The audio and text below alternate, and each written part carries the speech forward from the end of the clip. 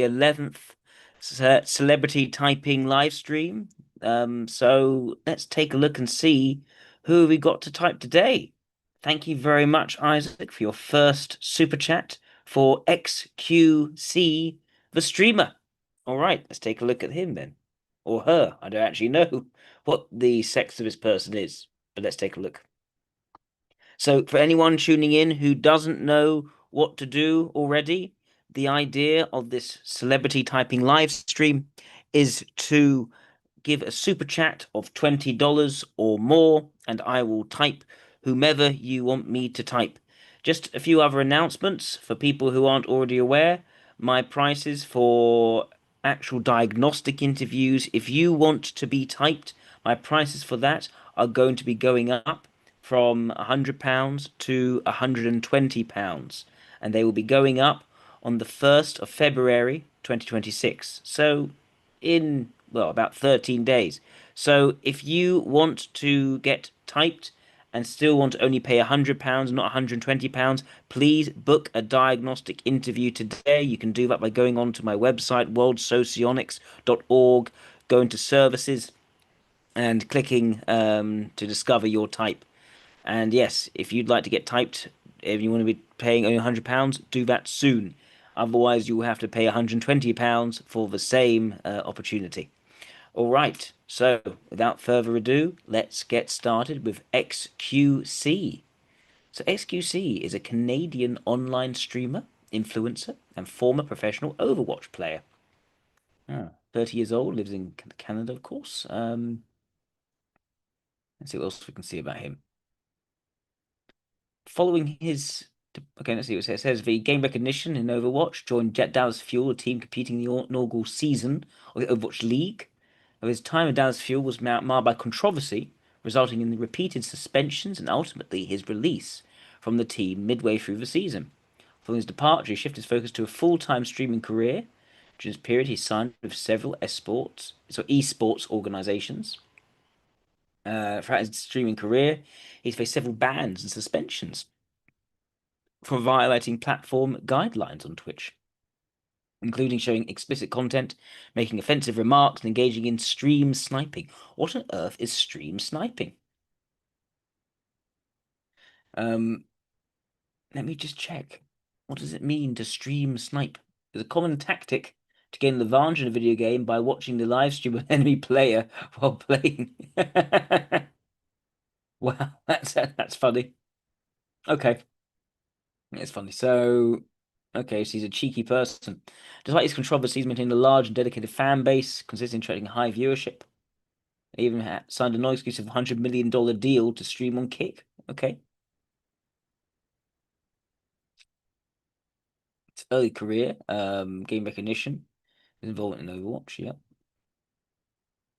so that's him there. What's his actual name? It's Felix Lengyel. Okay. Um,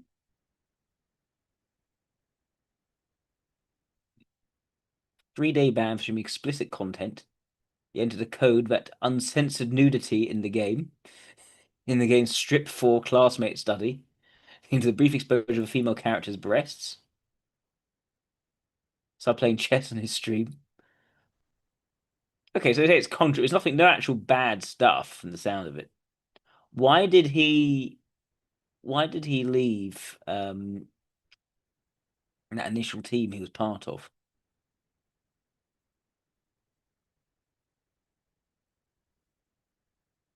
So he joined Dallas Fuel. He's faced 2 suspensions on his personal Overwatch account from Blizzard.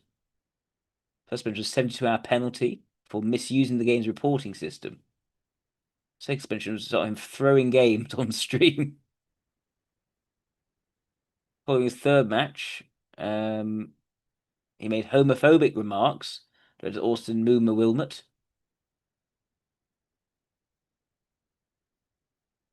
Okay, so he made lots of sort of transgressions.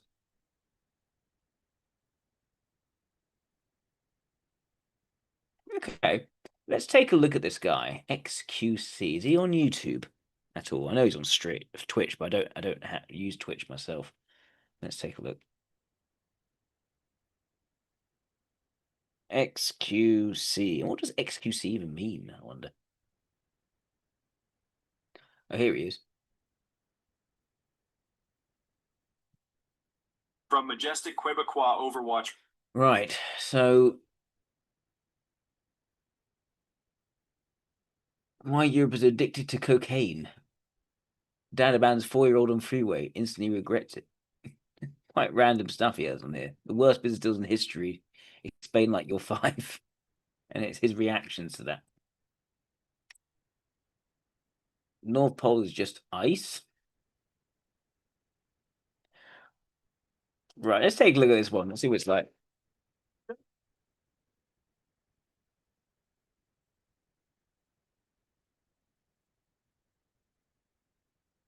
Oh, is that Antarctica? Yeah, but there's rocks. There's rocks in Antarctica. I thought there was only ice. What? And I think it's interesting to have someone whose What, actually? YouTube channel is about his reactions to things. Hold on. There's land. Like, why would one do that?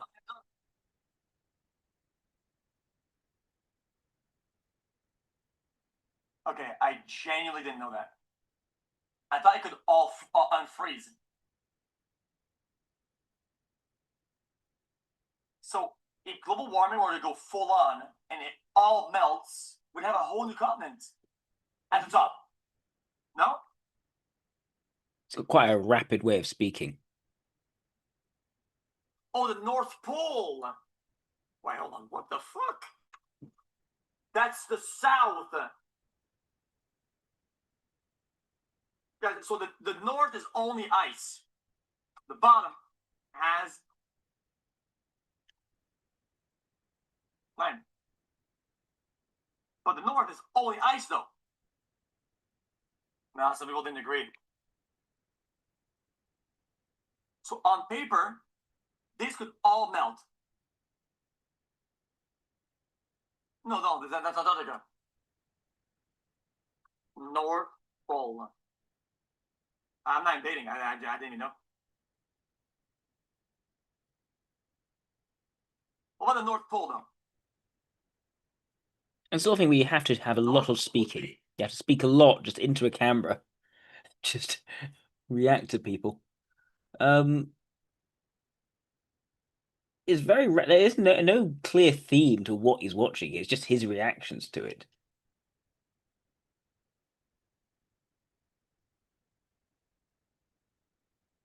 Let's see this one. I was going to watch the video. What does it say? He speaks very quickly. In the backyard.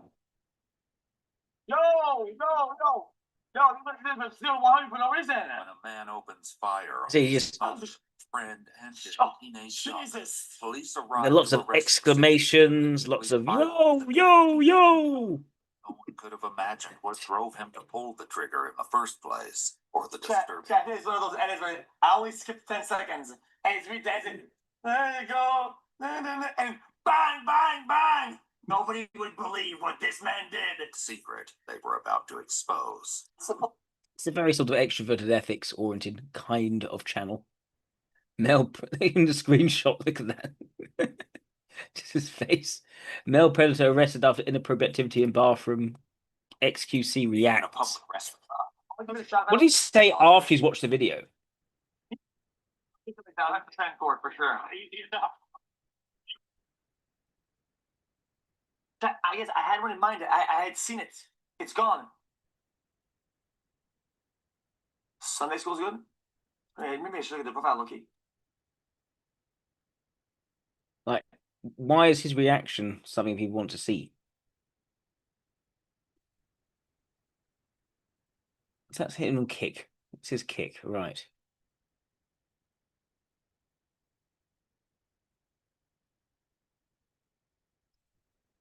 XQC is offline. Videos.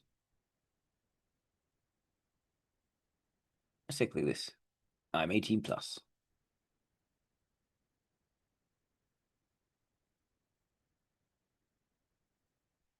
$9. Jeepers. Goes Red Bull. Oh, Jack. This is surprisingly similar to Hassan Piker, who we were looking at before. Similar sort of idea. 9 hours. He's still playing. Has he changed his outfit? Did he take a break? Yeah, he's taken his top off in the meantime. Well, jacket off. Companies, the biggest anywhere in the world, go in the next spend billions of dollars, fix the badly broken infrastructure. There's not much structure here. Okay, he's listening to Donald Trump. He watches some videos. He then plays a game. So he just does stuff for extended periods of time with people watching him, and he reacts to it at the same time. So he's a loud guy who likes being watched doing things. That's basically what he's doing. And he does stuff which gets him into trouble a bit as well. Okay, why do people want to watch this?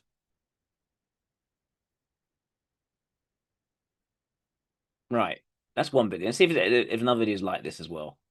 I think it's 13 hours. He did that for 20 hours. Jeepers. Starts with his shirt on, he takes it off. He's got his just okay. It doesn't get too hot. He must be exhausted after this.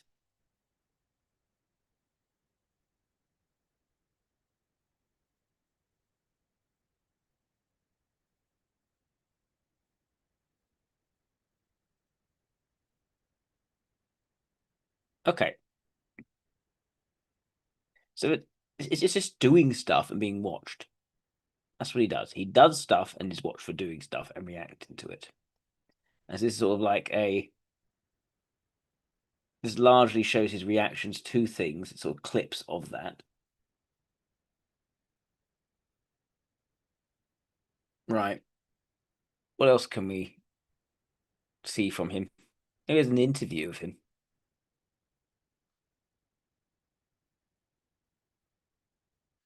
Excuse on being richer than Mr. Beast and I show speed. Interesting. Oh, he unpacks his pain in Dr. K interview. Let's take a look at this. So what's going on? How you been? Oh, wait, hold on. I closed the monitor and I closed everything, so it's my fault. Yeah, I thought closing the monitor because I didn't want it to chat. Would like fix it, but it just kind of broke it. I guess I'll have to keep the monitor on. Sorry about that. It's all good to go. Let's do full restart and we're good. It's hot in here. It's like sweaty. Oh yeah, you asked me how I've been. Yeah, I've been pretty good actually. It's I think it's like on the way up. Does that make sense? So yeah, I think the direction matters a lot to me, and I think the direction right now is up, and that's really good. Yeah, direction is really important. Direction is there something in up. particular you wanted to talk about today? Just catching up or what? Yeah, just catching up. Sure, yeah. We could kind of start like that, and then you could kind of like inquire about like I guess certain things that it's kind of hard to pinpoint like stuff to talk about, right? But sure. I mean, there's so much to talk about that I guess I guess we'll find something for sure. I have a feeling that's going to be the case. Yeah. Yeah. So, do you want me to catch you up first, or do you want to catch up first? Do you want to just catch me up, or you want to up to? What do you want to do? Yeah. Just what have you been doing overall? So I think we last spoke on stream a couple years ago. Yeah. I know that we've connected here or there. So I think since we last spoke, Healthy Gamer has grown a lot. We started off like sort of focusing on trying to just help people on Twitch. Yeah. And I think we sort of quickly realized that like a lot of people out there have problems, and we're trying to help a lot of those people. So I think maybe a lot of people aren't familiar with this, but we do a lot of like not mainstream stuff, but mainstream on sort of the medical side. I think that Dr. K is the reason for talking to him rather than the other way around. Did some stuff with the Office of the U.S. Surgeon General. Have done some stuff with the United Nations. Oh, kind of do all that. I'll show my browser. And then we also Hang on, let me fix that. My apologies. There we go. Sorry.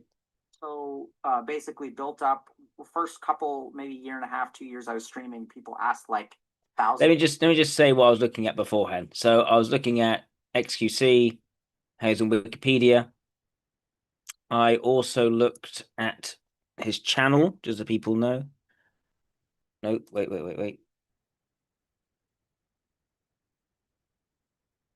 XQC.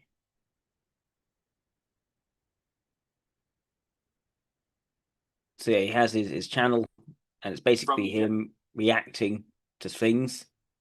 And I also went onto his Kick, and you can see it's basically so many hours of content. It's like you can go on for 20 hours in some of these.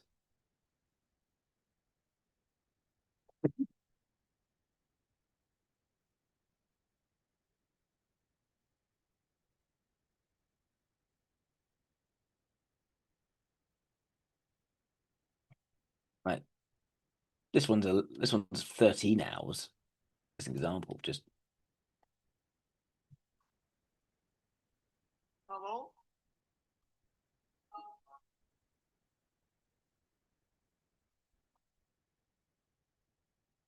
Hello, chat?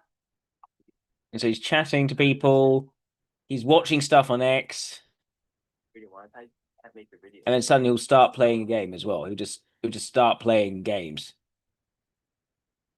And people are reacting to this, watching this, and he's getting money for this. He's getting millions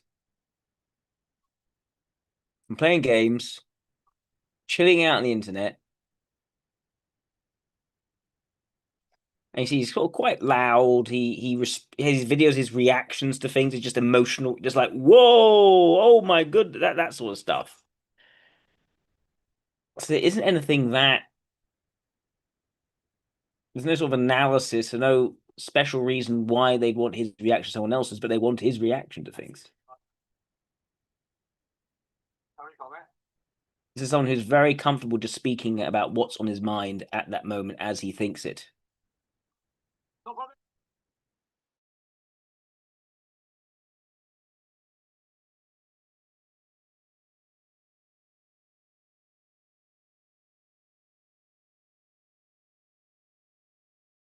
Two things. So not multiple hours, just like 21 minutes of looking at a particular video and him reacting to it. But now I'm just looking at this YouTube interview because I think, okay, let's see something more of him that he's not just streaming. That like I need to answer all those questions. So we started doing more lectures and really explaining mental health topics to people, and that seems to be going really well. I think we also sort of found that when we were really blowing up on Twitch, that we were attracting the wrong Thank you, people Valkyrie. in some ways. And then we sort of had like an internal like existential crisis about like who do we want to be? Do we want to be big and chase drama, or are we okay with our numbers? Dr. K doing a lot of speaking, but not trying to help people. Not XQC. That's interesting. Chose the latter. And I think a lot of our numbers and stuff have suffered as a result, but I think that's okay. Yeah, because then that's not. Yeah, for sure. Because then if the impact that you want to have, it's I guess a little bit more targeted, right? So you're achieving your goal. But yeah, I think the whole like drama audience or like more I guess controversial type thing. That's I guess it would make it harder to navigate with the chat and with the interaction, right? Because then it's cluttered with a lot of people that aren't there for the right reasons. Like I would assume, and then it makes like a non-discussion in chat. That's what I would be afraid of anyway. Yeah, and I think that there's a lot of actually value to doing drama stuff, not because it's drama, but because if we sort of think about what are the hardest times in our lives, it's when there's drama in our life. Yeah. And so helping someone navigate through drama, I think, is actually like a really, really important thing to teach other people. So there's parts of it that we're like totally fine with, but it was getting to the it's quite a palpable intelligence gap in this conversation. topic. There's a saying in English that is about like lawyers who chase ambulances. So if you think about like, okay, if there's some kind of accident or injury, where are you going to find your best clients? By chasing an ambulance. Okay. But then what you're also doing is like chasing an ambulance. Yeah. Trying to find a client when someone's been hurt. So, you know, we're back and forth. We're learning a lot, growing a lot. Yeah. But overall, I'll you know, things are good. Yeah, so I didn't want to interrupt you. I'll watch some clips of you, and a lot of times you talk about certain topics. Even like the simplest phrase you say sometimes will be really enlightening, and it'll take you home. You know, sometimes something as simple as, you know, last time we were talking about, like, I think it was addiction, and you said that it's like you know, you talk about like the solution and then the problem, and then you do something, and it was just really impactful. I don't. It was impactful. I just don't remember the exact quote. I'm trying to paraphrase. Like, I didn't want to butcher it and like just kind of send it, but yeah. Yeah, I mean, I usually don't know. I can't recall what I've said most of the time. People will walk up to me and will say, "Yeah, I really like that video about that," and I'll be like, "What? I don't remember." Oh yeah, it's like the things you do, like, and then that you're addicted to, and you see those things as like a solution, like when you're aiming to escape or whatever, right? And that resonated a lot with me. Sometimes you say like really short phrases that impact a lot. Sometimes you'll hear somebody ramble like me for like an hour, and you've got nothing to take home. Yeah, so Well, at least he's aware of that. We've got our shorts editors are doing a good job. Props go to them, not my rambling. Yeah. So how have you been over the last couple of years? It's been good. I think a lot of things have been rocky. I mean, everybody knows it's not like I rarely get like overwhelmed by a lot of things. I didn't want this to be just like a full on negative, like just outpouring of just trauma dumping, if that makes sense. But more kind of like guidance on I guess dealing with certain things, and kind of yeah, just kind of that's a lot of it is like processing. I think I process things super well and very fast in certain areas and very slowly in other ones, and it becomes kind of I get new roadblocks all the time. I think overall, the only problem that the reason why is again a problem is that I feel like the clutter that isn't part of my dailies is just streaming and doing stuff creatively, right? And a lot of the problems in the past have never been really a stop to that, and it just feels like recently I'm just less creative. I'm just kind of like trying to stay above water, trying to like stay alive, and just kind of breathing above water. Does that make sense? And I feel like it's not me. It's not who I am, you know. And it kind of sucks to like see myself that way, and just kind of almost like look at myself in the mirror and be like, this is not who I am. It's not what I do, whatever. And I don't know why it's still happening like that, you know. It annoys me a lot because it's never been like that, and I don't want to become something I don't want to become. Like, does that make sense? Yeah. Yeah. So can I just share what I heard you say? Yeah. So I think Felix, for a long time, it's been beautiful to see you thrive. Yeah. In this world of streaming, where I think you're a misfit in many other parts of the universe. Yeah, sometimes. But I think you're at home in a lot of ways. I think you've got a lot of really good creative energy. I think the way that you think, I think the way that you really speak your mind. I mean, I know you're really good at Overwatch and stuff in games, but I really like your commentary sometimes. And what I'm hearing is that you're not so much thriving so much as you are surviving. Yeah. And you know, it can be hard to live a life where you're just like surviving.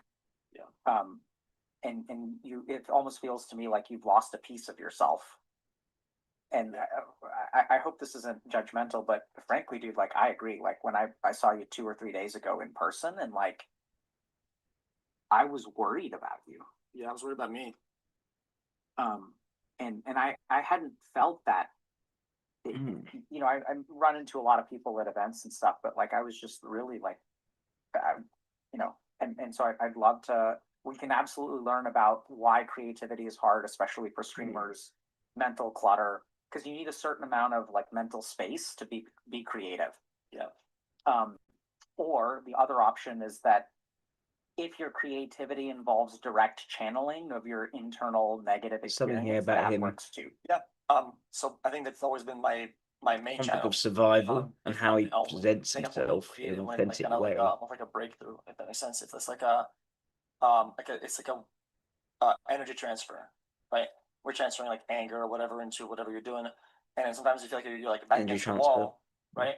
And instead of like fighting back what's in front, I'll just break Extrovert whatever. ethics is definitely in I'll that break of a the wall leading behind or me, mobilizing we'll have position. I'm break more through inclined to something think it's his or leading whatever. function at this point. And I think a lot of it is that when, however bad or however things I'm dealing with, however bad it could be, I process it's the bad of it by just having it out there like a diary. You know, maybe I shouldn't do that as often, but I like to just kind of let people on about what's going on in my life, right? And in a way, it feels like I'm letting go of it. That makes sense. Yeah. In recent times, I haven't been able to do that because of You various haven't reasons. been able to? No, I haven't because of Okay. various reasons and proceedings and whatever.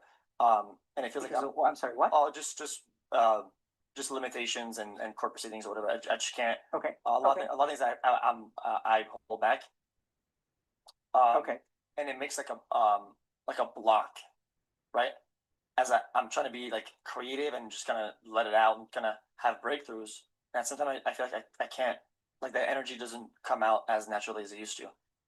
Okay. Just because it's hard. I like I said, the way I process my problems by people knowing stuff.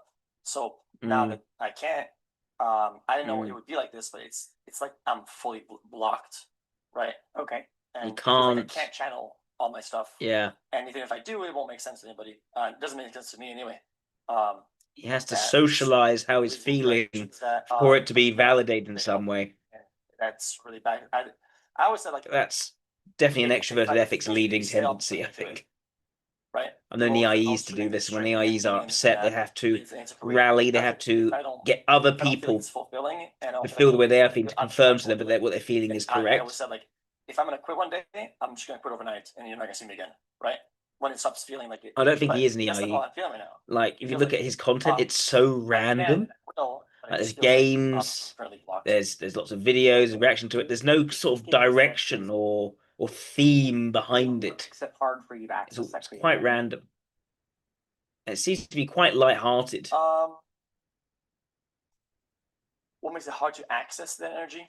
My guess at It the feels like I moment, can't, I like, need to see if this works. just kind of like It's probably yell and ESC. scream about my problems and just kind of let them out, and then feel like whatever comes after is like just kind of the channeled rage in a different way, because that's kind of how it's always been. You know, whatever I'm dealing with at the time, it didn't really matter because like people wouldn't know about it, and for them maybe it's a big deal or not. Whatever I'm going through or whatever, which is irrelevant because afterwards, then I kind of like channeled all the rage that I have or whatever, and I do that by being creative, and it comes out in a product that makes sense to me and that I'm proud of. And these days, I feel like I haven't been able to channel that, and not in anything that I think worthwhile. So, what is creativity for like I XQC? used to be able to look back and be like, okay, yeah, like this month or this quarter or this half year has been kind of bad, but we have some stuff to look back at that I enjoyed doing. I was like, oh, that was really good. That was really good. And yeah, I'm looking back and I'm like, what's behind me? There's just not much. And it makes me feel like I'm failing myself and I'm failing everybody and yada yada. So I'm hearing a couple different things. Let's go see this very quickly. You guys are such tryhards. This is insane. Why? Oh my god. I was trying to jump over all of them. No, this is insane. Keep going. Oh shit, my eyes. You, Oh my duck, god. duck, Oh my jump, god. Duck, jump, duck, duck, duck, up, duck, jump, duck, Oh my god. Wow. God.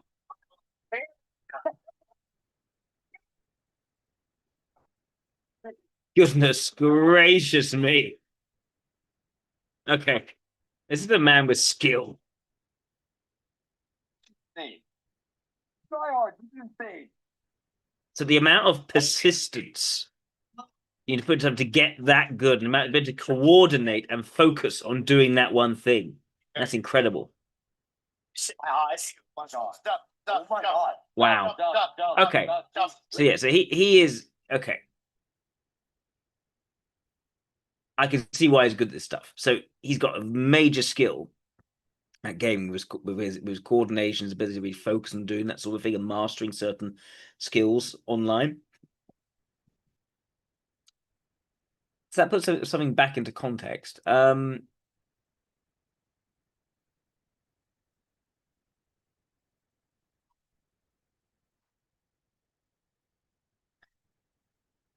It's him being richer than Mr. Beast. I'll see that one just a bit. One is that even when you've been through hard times, you can look back and find a couple of bright points that you can really find to be proud of. Thanks, over Yeah. Adventure 6004. So, Have a look. Times where I guess the rage was channeled properly, and it was like, and I always tell this chat. Basically, the way I'll do things creatively is that it's kind of like an impossible to fail system, where like when things get bad, right? I'll fight it as much as I can, and it'll get bad and worse and worse and worse. But it can't get that bad because once it hits rock bottom, right? That's when I have a breakthrough all the time, right? It's at that point I feel like I'm like, okay, this is all so bad. Let's just go crazy and then do something, right?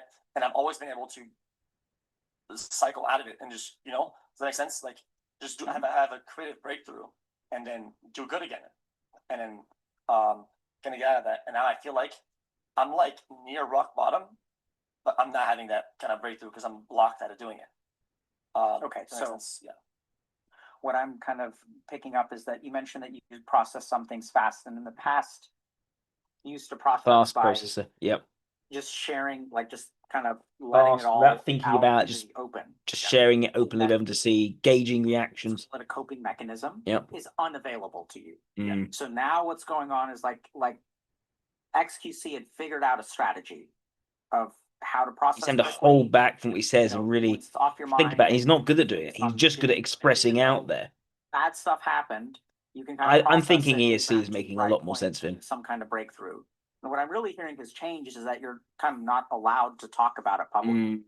Yeah, a lot of things. Some of it's small, some of it's big, but it just annoys me that I can't. Even if I'm sure there's a world where I even wouldn't. Just having the option to do it, or I think it's just the freedom, the lack of freedom. Even though it's just one part nobody wants to hear about. Sometimes that nobody, I guess, would care about it, Mhm. right? Well, I care about it. No, I know that feeling.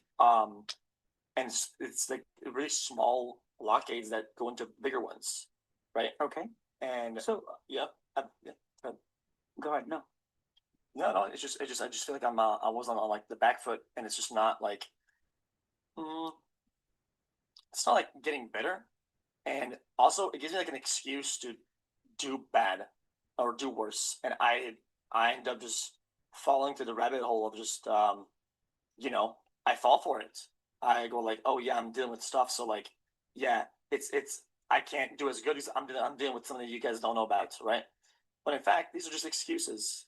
They really are. Like in a lot of ways, like I fall into just excuses, and I have like I can make myself feel better, but it doesn't mean that it is better. But just gonna like not have something to blame, and I don't like that.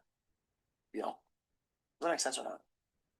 Yeah, Felix. I'm hearing a lot of powerlessness. Yeah, that's kind of how it is. Yeah. Like, I hear that you're not able to bounce back. I hear that you're kind of beating yourself up for not being able to bounce back too. Yeah. I think there are some cycles that are like usually easy to. What's this? Polonius millionaire on the internet. First rule of being in industry is brutal but simple. Once you turn the camera on, you never get to turn it off. To the world, he's XQC, one of the most watched, highest paid personalities on the planet. XQC is the biggest streamer on Twitch. Wow. The fame, 9-figure deals, a constant roar of 40,000 live viewers. From the outside, it looks like the ultimate success story.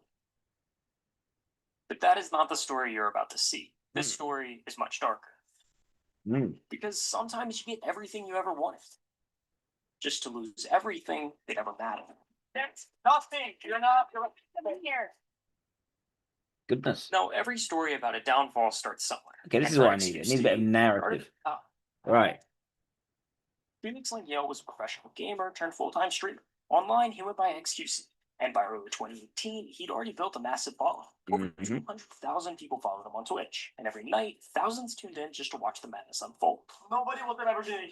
XQC was the definition of an internet troll. He talked weird, said whatever popped into his head. And yeah, he wasn't exactly the cleanest guy around, but that's not really the point, because he could make quite literally anything entertaining. Back then, the magic was in his reactions. It really didn't matter what happened. Dying in game, getting stream snipped, some annoying TTS donation. He'd explode, lose his mind, and somehow make it hilarious. But over time, the chat started catching on. They realized that the more they pushed him, the better content got. So it kind of became this game. Who could piss him off the most? Who could get the biggest reaction? Every week, the stunts got worse. And what's trolling was slowly turning into something new. The line between the stream and real life was starting to blur. And in about 2 seconds, someone was about to take it too far. I'm coming out. Yes. Hands up. For the first time in his life, Felix found himself staring down the barrels of a few standard issue LAPD clocks. Goodness gracious He found me. his home address and called the police, reporting a violent threat. Wow. SWAT. It's an internet prank that's gotten people killed before. And for Felix, happened to Tim Pool. It changed everything. He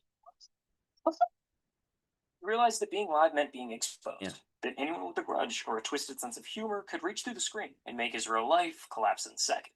So he started closing doors. No more personal details, no leaks, no risks. His addresses, his circle, and even what he said on the stream, all of it got locked down. From that point forward, XQC was still too. There was the version everyone knew, the chaotic, high-energy streamer who seemed to live entirely online. And then there was the other side, the one he kept completely off camera. That's where this story gets interesting, because what the internet thought they were watching wasn't real life. It was a reflection stitched together from a million half-truths. What was actually happening behind the scenes is a whole different story. Interesting. With Very Felix's interesting. address being leaked online, Pretty sure he's actually the ethics leader. left his apartment and moved in temporarily with a girl he had met just a few months ago. Her name was Sammy, a fellow streamer in the Overwatch community, better known as Adept. With a new setup and a new apartment, Felix once again went live. It's what time is it? 10? I think it's on the go dang. And from the outside, nothing looked wrong. If anything, it looked better than usual. Is this working, boys, or what? He was streaming more than ever, laughing more than ever, making more money than ever. Does that look like a shark? Every month, the numbers continued to climb. The chat was bigger, the clips were everywhere, and Twitch was basically becoming his playground. Eventually, Felix found a new place, something more permanent, and Adept moved in with him. Online, they insisted they were just roommates, but whenever they were on stream together, they didn't exactly look like just roommates. It was kind of sweet. Two streamers building a life off of the same madness. They joke on stream, sometimes argue a little, but the infinitely parasocial chat would eat it up. It felt like a look into his real life. And maybe that's why nobody thought twice when things seemed off. If he changed rooms, it was just a new setup. If he ended the stream early, chat linked the bad sleep schedule. Little things you only notice when you already know how the story ends. From 2020 to 2022, it was the gold run. XQC became Twitch's poster boy. He was the single most watched streamer for 3 years in a row. He'd go live for 10 hours a day, playing some random game or rating wherever it's trending. Then go to sleep, wake up, and begin the next day. On the surface, XQC was living the perfect life.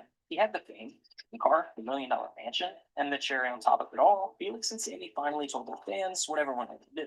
They were dating. Everyone watching thought, damn, XQC's living the dream. And for a while, maybe he was. But in reality, everything was falling apart. To understand why everything went wrong, we need to rewind, all the way back to 2018. After moving in with Adept, the swattings didn't just magically go away. Somehow, within weeks, his address kept getting leaked online, and once it was out there, it was only a matter of time before the police showed up at his door. Actually, get me the f out of here, man. I'm so f***ing done with all of it, man. Holy sh**. Yeah, I'll get better, dude. I'm about to, man. I don't want to live anymore. Felix learned fast. After those first incidents, he made sure it never happened live again. No cameras, no chat reactions, nothing for the trolls to feed on. We'll be on the move for all of it, but it'll be fine. I'm not going to talk about it too much. It's whatever. But every time he thought he'd found a safe spot, something would slip. One day he'd be streaming from one place, and the next somewhere completely different. I'll find a way to get my stuff somewhere that's I can keep it safe. I'll find a way. Sometimes he'd crash at a friend's house, or head back to Montreal to stay with his parents until he could find a new place. But none of it really felt safe. Almost every day, the police came to our house with a full squad. I was generally scared that I was going to die.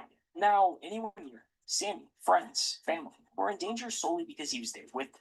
Just me being around people like endangers them. It's just kind of like unfair for others. And the worst part, there wasn't really anything he could do about it. The more famous he got, the bigger the audience became, and the more dangerous that 1% of it became too. Yep. What the is wrong with you guys? What the is wrong with you absolute degenerates? Moving became routine. Every so often came a new house with a new setup. Oh dear, not good for him. Plain empty bedroom. I just thought if I purchase a home and I'm the only person on the title, it's my home. Yeah, I'm pretty sure he's an alpha energizer, not a beta energizer. Sometimes I realize like it just doesn't matter, dude. The instability is really getting to him.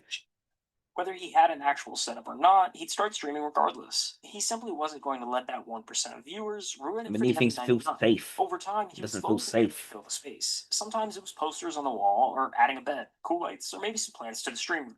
But it seemed like the minute it actually started to feel like home, like someone actually lived there, Yep. the cycle restarted. Yep. Okay, well, I guess we'll move again. Yep. And we'll start it again. Yep. And hopefully, Introverted sensation is a value of his. After a while, you could see it wearing. The sleep Hmm. deprivation, the junk food, the constant anxiety, it all started to pile up. Somewhere in that blur of streams and relocations, the pressure began to break through. XQC is, if you watch his content, renowned for being really, really bad at sleeping. X has night terrors where he runs through the house screaming. Felix started having night terrors, real physical ones. this morning I was bloody. Yeah, I did have a fight actually. Yeah. Oh, that's crazy. When he wakes up to that, do you freak out, Adept? It doesn't scare you? He'd wake up gasping, disoriented, sprinting across the room trying to escape something that wasn't there. And so, oh my god. I just wake up with no air and I just run. Dude, there's like holes in the walls of it. Dude, look, there's one above the bed. Look at that. Jeepers. Turn to the wall. Whether he Jeepers. was with Adept or staying with friends, they would have to pull him out of it before he hurt himself. But sometimes he didn't wake up fast enough. I woke up. Poor fella. I hurt myself in panic. That's all. So I don't really know what happened. But it should be fine for now, though. And even then, the very next day, he was still alive. Because for Felix, stopping meant thinking. And thinking was worse. In a way, when I go live, This guy does I have not like my to own think. sun or my little spotlight above my head, right? Recently, it's been like spotlight goes off, and it's just darkness. Yeah. I think he has to be, is he? It's got so bad that he started writing a will. He genuinely wasn't sure how much longer he'd last if things kept going the same way. I had a Goodness. bunch of bad thoughts. Things kept happening that were really bad and scary. I felt like I wasn't gonna Awful. live very long.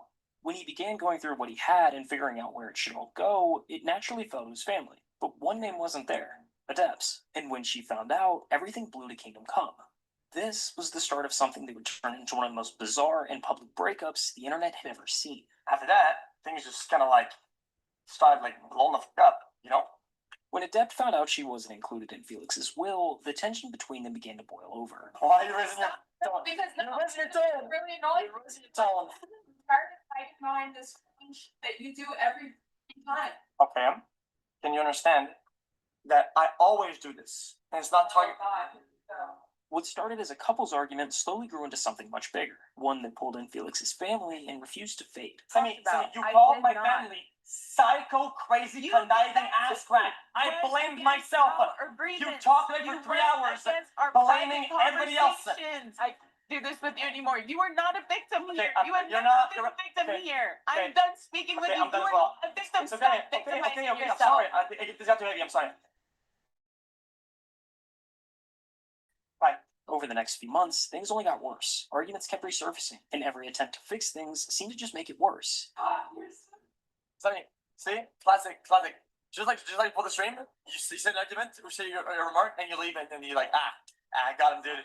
It's not how it works, though. Eventually, Felix felt like he was cornered, like he had to choose just one, family or Adept. I was cornered into choosing between family and Sammy. And unfortunately, what happened is that I kind of just chose family. and that decision set off everything that came next. Why are no other streamers talking about XQC divorce? Like how major it is. This ain't like some little thing. They're like, this is major. This is having an impact on him psychologically. After a string of public arguments and tense on-stream moments, Adept took things a step further. She filed a claim saying this wasn't just a breakup. According to her, she and Felix were married under common law, which meant she was entitled to Oh half my of the goodness. Within weeks, the dispute Yikes. to courtrooms. In Texas, official filings started rolling in, and the court stepped in to stabilize the situation while it played out. Adept was granted exclusive use of Felix's BMW and Tesla. Felix, on the other hand, was suddenly restricted. No more luxury spending, no gambling, nothing beyond the essentials. They were barred from entering each other's homes, and more importantly, forbidden to talk about it online. That is Essentially, terrible. a gag order. Once again, Felix was split in two, the version everyone thought they knew, and the one left behind when the camera turned off. But this time, the internet filled the void. Today, those court records... And the key thing is,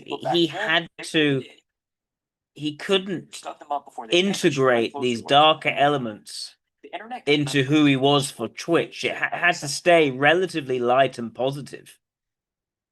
And that was tearing him a bit. Oh no. This is Stephen A. Sarch, a journalist who's written for outlets like Business Insider and Rolling Stone. But more importantly, he was one of the first people to break this whole story. The common law marriage itself always seemed really odd to me. Her only evidence behind the common law marriage was in 2020, they went to Canada and they told the TSA that they were married because that was the only way they were going to get in because of COVID protocols. A common law marriage basically means you're married without the ceremony license. There's just 3 requirements. You have to live together, tell people you're married, and both agree that you are. But miss one of those, and it that doesn't. It's never publicly made any sort of statement. No, that's what it seems to be.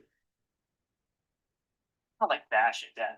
I don't want to just like say she was grasping at straws. It is hard to discuss this story without thinking ill of Adept, because if you just look at the court filings, it does seem fairly malicious. Her whole document was all about, I need spouse support, spouse support. Make them pay. But, you know, taking her opinion into account, it was clear that she felt that she kind of built this guy up and kind of helped him reach the level that he reached. Speaking of crazy deals, XQC, one of the biggest streamers on Twitch, just took a 2-year deal, $100 million with Kick. Wow. Everyone, when it came to XQC, was focused on the Kick deal. What is going on? $100 million. This is a non-exclusive contract for 2 years, meaning XQC gets to have his cake, eat it too, and the baker. It was and still is the biggest streaming deal social media has ever seen. Yet, somehow, it came right when XQC seemed to be at his lowest. I understand that XQC can kind of feel slighted by all of this. You know, I was watching the Impulsive clip earlier, and clearly, you know, this still kind of bothers him. Felix, I gotta ask you this. Are you going to give all of your money to your ex-girlfriend? Oh, man. Adept, the person who had been in his life for years, was now the person tearing it apart. The deeper you are invested with somebody, the deeper that you trust them, the harder betrayal will feel when it happens. What started as a conversation about his will, about money, and what would happen if something went wrong, spiraled into something much bigger. And somewhere along the way, Felix lost someone that felt like home. I wasn't the best boyfriend at times, but I don't think anybody deserves to feel that level of betrayal ever. The fallout rolled straight into his family. Words were said, lines were crossed, and even months later, things still hadn't really healed. So he did what he always does when everything falls apart. He streamed, because chat was the only thing that still felt familiar. Yep. At the end of the day, all I want to do is go back to this. I don't want to spend time enjoying the thing that this comes with, right? The status, whatever. All that shit is like, it's just in noise. It actually is. It's noise. Sometimes he'd go live and talk in circles, half-coded rants about things that he couldn't say. You could tell he wanted to open up. He just couldn't. And the longer that went on, the lonelier it looked. Money just changes people, man. And people say it's changed me. You want to know why? He wants to do something about me. Everybody around me, just that's all they cared about. It's just money. When everybody around me starts caring about it like so much, right? Then it annoys me. So there's me right here. Everybody's next to me, and then everybody's looking past me to whatever I have. It's like, okay, well, how do I get the focus back on me? I'll just burn it then. Like that's kind of like logical conclusion almost. Sometimes it feels like I'd have none of the problems I have now if it wasn't for that. Over time, the streams got shorter and less consistent, but the outbursts and the drama grew. It was like watching someone set fire to the parts of their life that still worked. I didn't change for the longest time, and it felt like that's all people wanted. So yeah, I bought really dumb shit. I wasted money on the stupidest thing I could ever find. I was better see that money go up in flames on the useless than being giving to people that's all they care about. After months of filings, restrictions, and silence, it finally ended. The court dismissed the case. The claims were dropped. No more orders, no more waiting. For the first time in nearly a year, Felix could finally speak again. They just gave me the news that I was no longer in any significant legal battle, and it's all over. After months and months sitting dark, I actually had something or somebody tell me and validate that my brain was rooted in reality. In the end, Felix never really escaped the chaos. He just stopped letting it define him. The cameras are still there. The chat still moves a mile a minute, but he's not hiding behind it anymore. When he goes live, it's not to fill the silence. It's because he actually wants to be there. The line between XQC and Felix will probably always exist, but for the first time, it doesn't feel like a mask. It feels more of like a balance. He can log off, disappear for a while, and the world keeps spinning. The stream doesn't have to be his whole life anymore, and maybe that's the real win. Not the contracts, not the numbers, not the record-breaking deals, but finally being okay with just being himself. Okay, I think that's a very insightful video. Thank you, Golf Cart. So, yeah, I think he is C. I think he is C for him. I think the key thing that he goes to when he's stressed out, the key thing which brings him success, are his in the moment interactions with his audience. That is the big thing for him. And yeah, pulling away from sort of stressful situations, being derailed when the stability of his environment is disrupted, is made to feel unsafe in his environment. Yeah, and as Isaac says, needing someone to affirm being not insane, also being.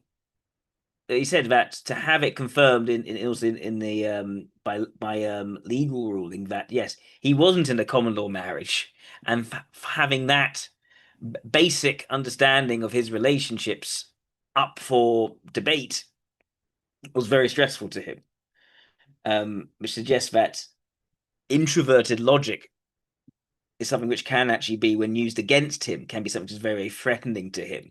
How things are defined, he felt was powerless, so he retreated back into his chats, into the more instinctive emotional reaction, that emotional exchange with his audience was the key thing. So yeah, I think he is C for him. I think that's the most likely typing for him. He doesn't strike me as a logical type, but he does strike me as an alpha energizer, and so ESC makes the most sense.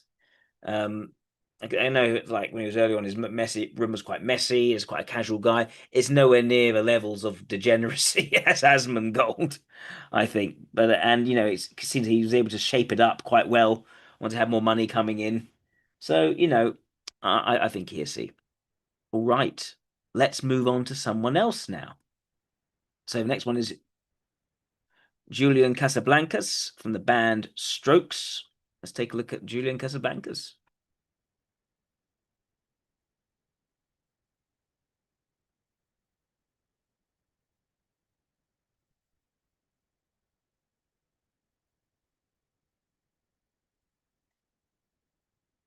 Julian, welcome back to the show. Thanks for talking to me this time. I appreciate Hold on, let me look at who Julian Casablancas is. Let's see.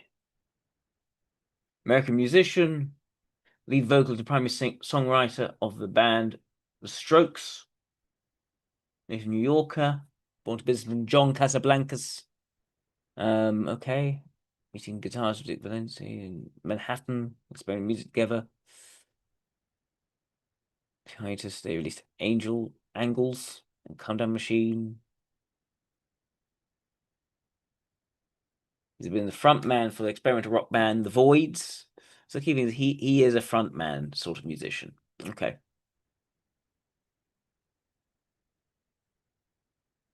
Never finished high school, but took the GED and enrolled in music classes. Strokes 1998 to the present.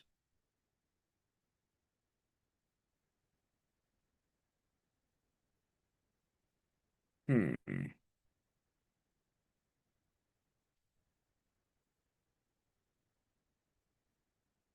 She spent some time as a did solo projects from 2009 onwards. No, he's still with the Strokes.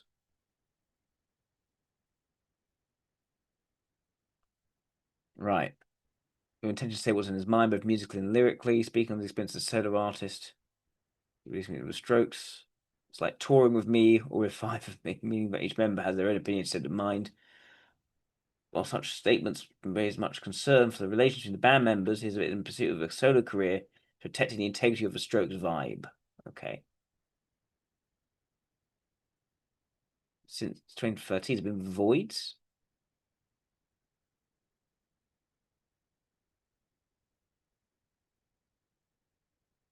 From June, because the voice of the Voids initiation video on the band's YouTube. Okay. Hang on. What was it like? So, what position was he in with the Strokes? Lead vocalist and songwriter, but wasn't necessarily the front man. Thank you, Darwin. Greatly appreciated. Okay.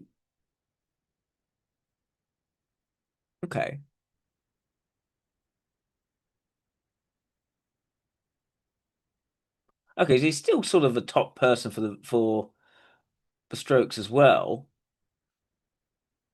So why did he go off and do the Voids? That part I don't understand. Why did he do the Voids? He was already doing the Strokes.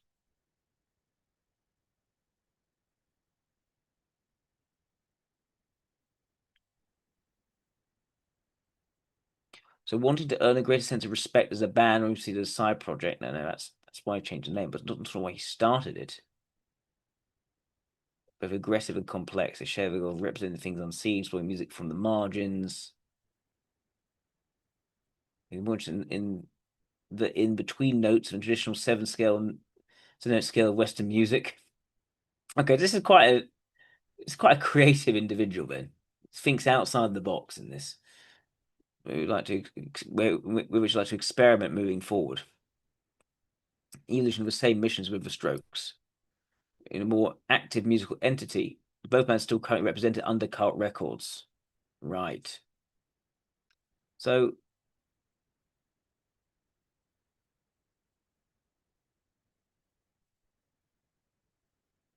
Amir Yagmai and Jake Bercoviccio in this, whereas the Strokes, who's in it? Hammond. So different people. Yeah. Interesting. Okay, let's see him on here. Appreciate this. We go back a long way. You and I, yeah. 2002. You were nice enough. You've always been Actually, nice. can we see one that's better than a Jim fan? I don't like these. I don't like these talk show interviews. I feel they're often very superficial. Let's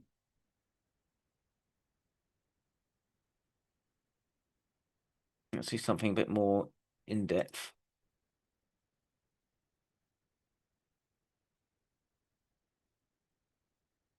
The key thing so far, he is generally a creative, groundbreaking person, and he is the front man, and is perfectly fine going off and setting things up as long as it's around himself.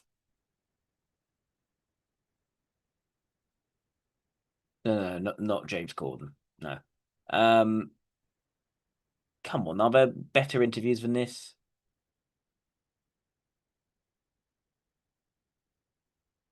What's this? 2010. Oh, the Strokes' first ever UK interview. Interesting. Let's take a look at that.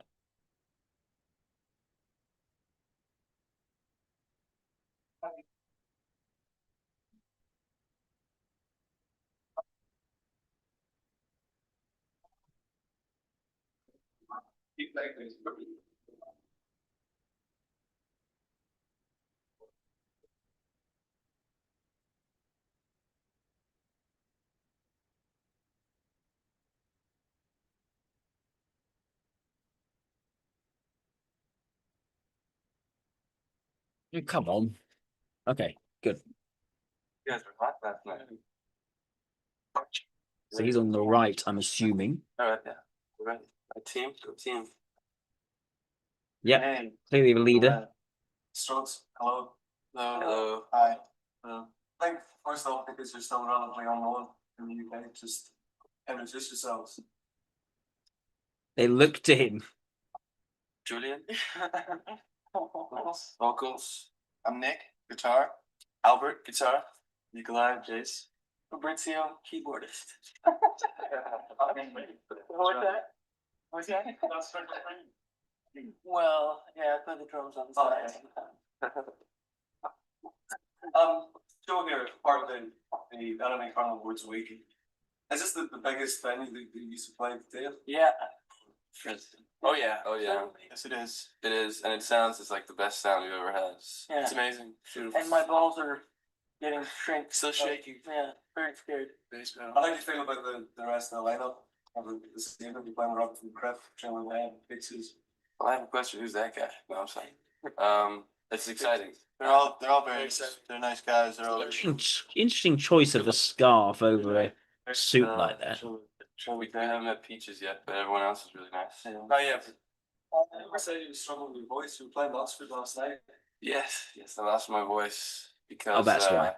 I don't sleep ever.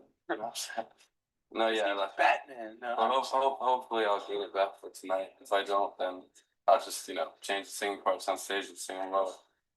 So the He just came up with that.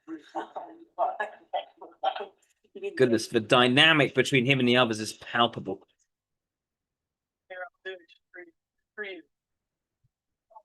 Yelling at me. It's very clear he's in charge of this group. Right, let's see what else is there. Do this.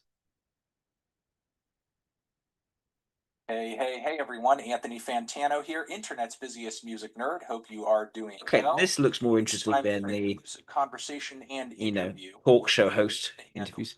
Singer, songwriter, multi-instrumentalist, and frontman of The Strokes. It is Mr. Julian Casablancas coming in after the release earlier this year of the band's latest full terrible picture, which I loved. A lot of people. Why is it so bad? We're going to be asking questions about that and more. How are you doing, dude? I'm good. How are you? Good. So with the new record being out, you guys just dropped a new music video for it too, and it's had months to digest and sort of work its way through everyone's heads. What have you guys felt so far about the reception among fans and beyond, and also just your own feelings on the record now that it's finally out? And I guess you can maybe look at it in a more slightly objective way. Honestly, it's probably too fresh to view it objectively. It usually takes a couple of years, I would say, until I accidentally hear something, and then I can That's digest it with fresh ears. Takes a few years to digest things. It's been good. It's been great. It's cool to see Rick Rubin. I'm inclined to agree, Intrio. That is so bad. Because we're working together, and it's just he's like a mythical person. So we're making all these decisions, and I really respected a lot that he was doing and a lot that he was saying, and I could kind of quickly discern that he was pretty advanced music mind or human mind, or just kind of a super wise witch doctor, whatever. And so to see it kind of come out and have everyone like it, it's just like, oh wow, he did his thing and it worked and people liked it. It's kind of cool, I guess. I mean, this is probably a pretty obvious question, but Rick Rubin, being obviously as legendary as he is this someone that you guys sort of had in mind for a while, someone that you've been wanting to work with, over the course of the band's existence? Yeah, I mean, I'd say for a long time. I mean, it's I don't know, it's almost a joke, probably, somewhat in the industry. I mean, everyone kind of wants to work with Rick Rubin, and I think it's, you know, even though it's kind of thrown around in, I don't know, record label, you know, meetings all the time, and it's kind of, you know, probably like, you know, made fun of on some level. I think it's there for a reason, you know, and I think as, you know, musicians, regardless of, you know, jokes aside, I think we always did want to work with him. And I didn't hesitate. I mean, when he was down, It's almost like a deliberate creation of mystery by having his camera like that. Jason, who produced, who engineered, yeah, he produced, I guess, he produced Razor for the Young. He engineered this record. He's worked with Rick. He's very close to Rick. So, yeah, no, I don't know.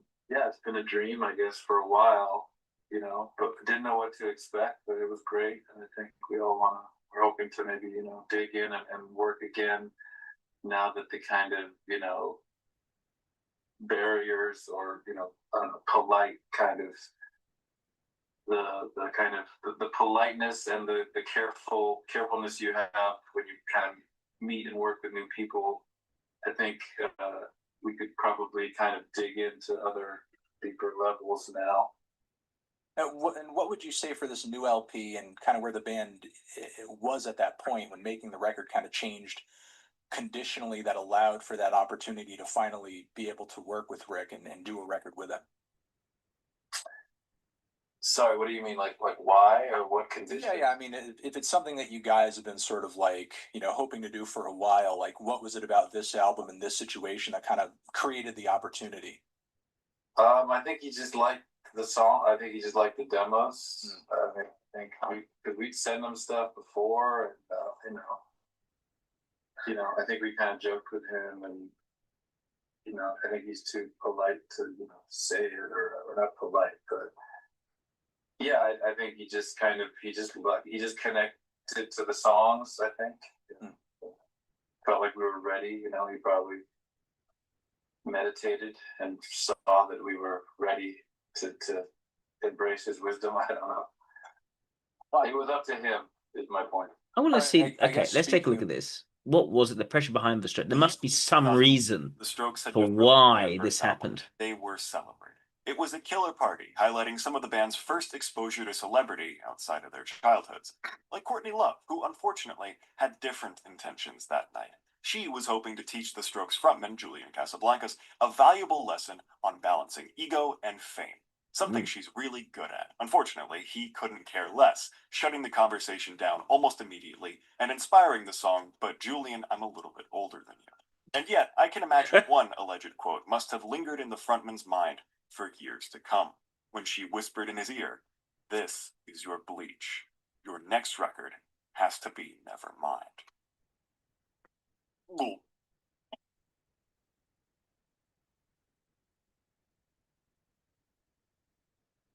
We had this deadline with Room on Fire, and there wasn't as much time.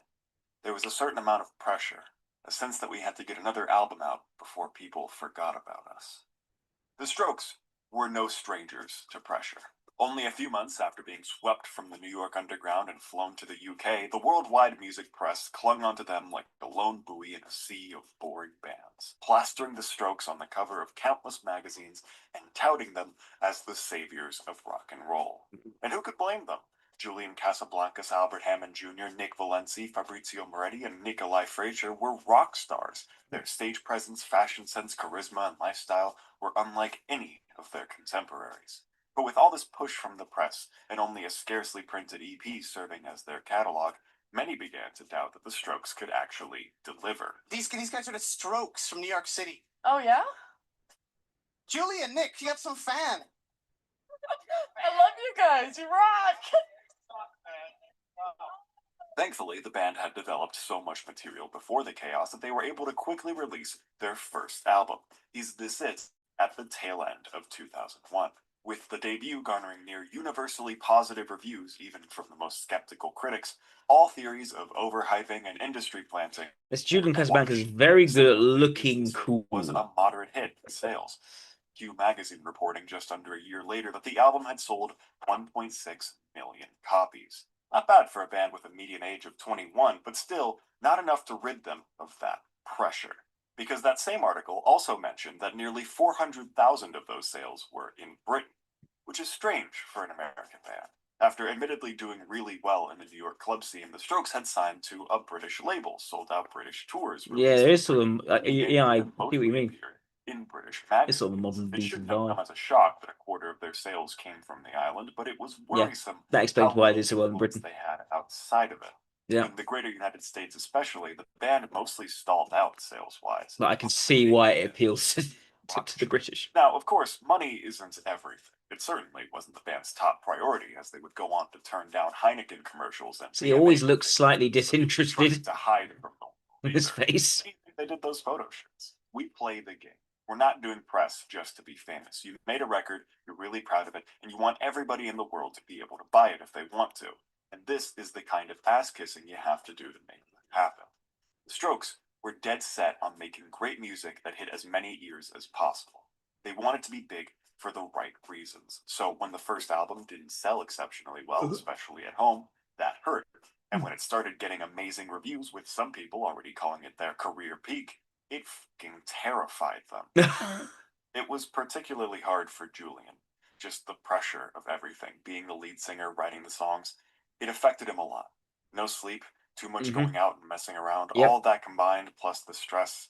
Doesn't look after himself at all. Somehow, by releasing a great album with pretty good sales, the Strokes had doubled the pressure they were put under. It seemed they had to prove themselves all over again. And with the band being nowhere near ready for another release, they did what they could. They toured. England, Scotland, Northern Ireland, Belgium, Germany, Netherlands, Norway, Sweden, Czechia, Austria, Italy, France, Spain, Iceland, Australia, Canada, Mexico, 38 US states, and Japan. 219 performances in just under 2 years before they had to stop. Wow. I never thought I would have such a tough time being on tour. So we agreed to Julian drove them. We thought we'd be fine. Like a slave master. For 2 years. But as it turns out, I'm thinking another EIE, yes, Isaac. I'm definitely thinking another EIE here. At the level of the Strokes is that they weren't just lounging at the hotel pool between performances and bus trips. They kept a busy schedule. That face is deliberate. That on a typical day, they'd wake up at 2 p.m. That is a deliberate. That is like, this is my face. This is my cool face. Starting between 7 and 9. You don't have a face that consistent unless you decide that is your face. Much time for anything extra, like songwriting. Same face. You guys aren't particularly big fans of riding on the road, so these just like. I'm not a big fan, and it's so hard to do it. It's almost impossible for us. We kind of need to be stuck in the studio, spend hours on it, and not just like the 5 minute sound check. There's not a lot of time on the road. Is what it is. When you really get to work on new stuff. Yeah. We actually have a really good idea of how much writing the Strokes got done on tour because they started including new songs live as they were completed.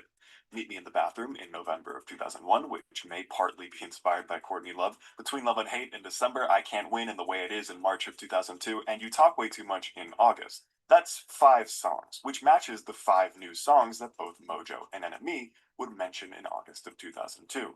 And 5 just isn't enough. However, not all the blame can be put on their hectic schedule. There were about 100 song parts that died a slow death for this album. But that's the same philosophy we've always had. When you think you know how to write songs, that's when you're fooling yourself. Julian may just be using the royal we here, because while the Strokes were an equal partnership, in 2001 at least even legally, with them splitting all the band's income 6 ways, only one of them wrote all the music. Exactly. And he's the one that just so happened to be obsessed with perfection. Yep. Reading interviews from this era, it's jarring how often the usually reserved and jovial Julian is caught on the verge of a meltdown. Sitting in an empty bar with one interviewer after a show on the band's struggling American tour and whispering through his hair, "It tears me apart that you can't do it in a really original way and be successful." This can partly be chalked up to the frontman's drinking, an issue that would cause deeper conflict on later albums. But it's also evidence of the pressure the no regulation from every angle. Their first album was a hit with critics, but and dripping with Derman Strang. Last output with very little new material, and the near constant touring and traveling had them worn down to the bone. So when their last shows with Jimmy Fallon wrapped at the end of 2002, they finally slowed down, returning home in November with plans to hit the studio that next January. Did they? No.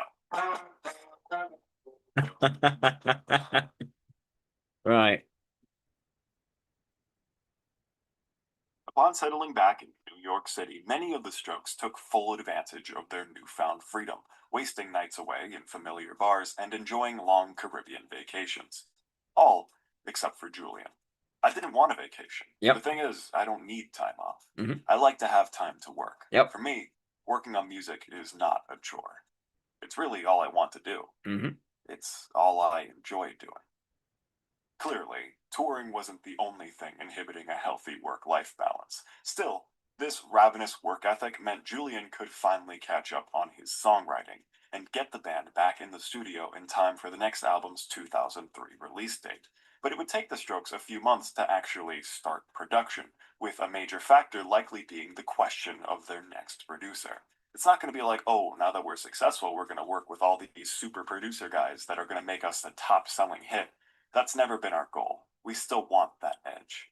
But either in spite of that sentiment or totally in line with it, the Strokes took a big swing with their eventual choice, announcing in March of 2003 that they would be working with Nigel Godrich. To put it mildly, Nigel is a legend. He would go on to collaborate with Paul McCartney, Beck, and Edgar Wright, but these other names are basically filler in comparison to his accomplishments with by far his longest collaborators, Radiohead. First serving as producer on the incredible Iron Lung EP and The Bends, he would stay in this role for decades, helping perfect the rest of the band's incredible catalog and walking hand in hand with Radiohead as they evolved beyond all expectation and redefined the rock genre. So he was a pretty good choice. And yet, in May of 2003, only 2 months after the Strokes started working with Godrich, their manager announced that the collaboration had ended. Luckily, music journalists at the time found the story just as juicy as me and did not stop asking what happened until every detail was revealed. But we asked him, we said, will you come and can we try 2 songs and see what it's like, to see if maybe we can do a record, just curiosity, you know? The whole point, I think, was to see how it would affect the sound of the Strokes. Yeah. Turns out, too much. We've never trusted the we'll fix it in the mix attitude. It's phase by phase. First we get a sound, then we get all the sounds of all the instruments, and we see how they sound all together, and then we record. With Nigel, you just lay down your track and then have a seat in the lounge and come back and listen to what they've done. And we're just not used to working that way. We did that with Gil Norton a long time ago, and those recordings were disregarded as well. Disregarded is an understatement. To this day, the Godrich recordings are lost to the sands of time, with unfortunately not a single one of the 2 demos leaking before the Strokes changed their mind and had them destroyed. But before you think that's petty on their part, this goes beyond it's very in line with VIE. It's brand control. Poorly with Nigel, they straight up despised the music they made together. It was like you'd hear the songs and you didn't know why, but it wouldn't move you. How did that make me feel? Oh, intense pain. Yep. I started not trusting the songs, and I thought our career was over. The songs It's definitely an EIE. very scared. Their livelihoods. I don't know exactly what everyone felt. I'm sure everyone was a little, 0 to 100 in terms of worrying about everything extensionally because these songs have moved him. In my mind than other people's. Yep. But I think we all felt the same way. We all felt a communal yikes. It's a feeling, honestly, that I will not miss. You don't sleep. You don't eat. I don't sleep anymore. Maybe now I will. I didn't realize how mentally damaging it would be at the time. So, Nigel Godrich was out. Completely. And with limited time to search for replacements, and the Strokes would not allow those recordings for anyone else to listen to, because that would affect the brand. Producer Gordon Raphael and starting production can never be known to have existed. In 2003. But the pressure wouldn't give. Even with Gordon again seeming to be a perfect match for the band, helping manifest that iconic Strokes sound, giving them control and streamlining the process wherever possible, the months wasted writing material they couldn't on the road and working with Godrich meant that for the first time the band's label was breathing down their neck. The Strokes had signed to RCA back in 2001 for the very reason that they trusted the band and gave them more freedom than any other indie interested label. Now, with a release date looming just 5 months away, the label harshly restricted their time in the studio. 2 months was all they had. And though they put everything they could into those sessions, recording late into the night and consistently working what Magnet Magazine would call a 23-hour day, Just the same face, that same face staring off into the wilderness. being in the studio on that last day and just staying up 24 hours straight trying to work out all these last little kinks. I think the album would have ended up a lot better if we'd had another couple weeks.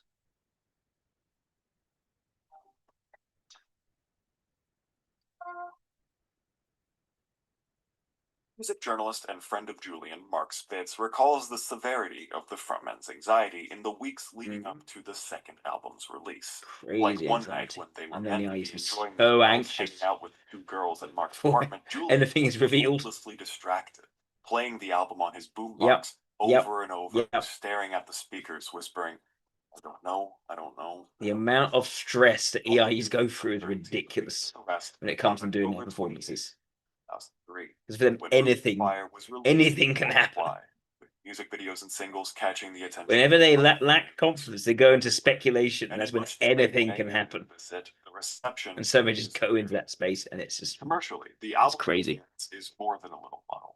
Usually I go off of RIAA, the people that give out gold and platinum records, but they claim that neither Room on Fire nor Is This It would sell 1 million copies until over a decade after release. This is weird, because several outlets at the time reported that the band had sold 2 million records fairly quickly, and we literally have a photo of the band with their Room on Fire platinum record. I mean, it could be silver, but would they really show that off? The only source I could find that reported the sales of the second album at the time was Magnet Magazine, who claimed pretty realistically. It doesn't matter how much they practice, rehearse, they'll still have stage fright. They still go out on stage, but the amount of drama before they actually go out onto stage is ridiculous. That survive today. It's the same thing for the release performed exceptionally well of an album. 8 out of 10 from Rolling Stone, a 9 out of 10 from NME, and a 10 out of 10 from Q Magazine. Again, winning the favor of even the most doubtful and hating reviewers. Yep. Rest in peace, Pitfall. But still, it's complicated. Even the most positive reviews note the album's clear similarities to its predecessor. Both Room on Fire and Is This It? It's not just how it will be in the room. It's how people will talk about it for all time. That's on their mind. An intentional choice by Casablancas not to stray too far from the lyrical themes of the original. These surface-level similarities were enough for many critics to discredit the album entirely, seeing it as proof that the Strokes had lost their spark. Oh dear. Or that they had never had one to begin with. The Strokes themselves, however, didn't take the criticism so seriously. Drummer Fab Moretti, at least, embraced it entirely, telling Q Magazine, "This record is like a cousin of the first one. They're from the same gene pool. This guy happens to be a little more experienced and a little older. But Julian has a complicated relationship with his cousins." I remember I used to have a big crush on my Danish cousin. And we made out when we were little kids. And every time I see her now, it's like, it's on my mind, but I can never say it to her. Because she was really, she's really hot, she's really beautiful. He mentions in basically every interview from this era an obsession with progress. He could not stand the idea of the Strokes losing their edge and being left behind. And though he was better at hiding his feelings and eccentricities in the interviews after the album's release, it's clear he was conflicted, telling NME in June of 2004, "I was happy with it. I thought it was cool, but we probably didn't play the game enough. There's a struggle when you think you're doing something good, but people shit on it because you're not sucking dick." It evolved, but it didn't evolve as insanely as people desired. While inversely telling Rolling Stone in 2005, Room on Fire was a mad dash all the way. It was such a silly situation to be in. We were up 48 hours straight, working all through the night to get it to the mastering studio on time, saying stuff like, "It's shit and it doesn't sound right, but hey, it's good enough." Guitarist Albert Hammond seems to have had an "it is what it is" mentality, arguing that if the album had strayed too far from the original, people would be complaining about that instead, while admitting in order to change your sound drastically, you have to be in the studio for 1.5 years. We had 2 months. The change will happen slowly. Maybe right now you can't see it because it sounds similar, but on our 5th record, you'll notice where we were going. It's true what Albert says here. Even if interviews give us a vague idea of what the band thought of the album, the next project proves they learned a couple lessons. The 1 year production time and amicable firing of Gordon Raphael on album 3 especially shows their commitment to serious change. But time has been kind to the band's sophomore album. It's ironic that with modern review aggregates, we can put Is This It and Room on Fire side by side and see they have an identical critic score. And without the hype of the first record or the need to deliver a hot take, more recent reviews of the album are consistently flattering. With Pitchfork writing in 2011, Room on Fire mostly does what second albums are designed to do, further define the band's sound while simultaneously exploring its boundaries. Room on Fire is varied, yet always careful never to stray too far from the territory the Strokes had already staked out as their own.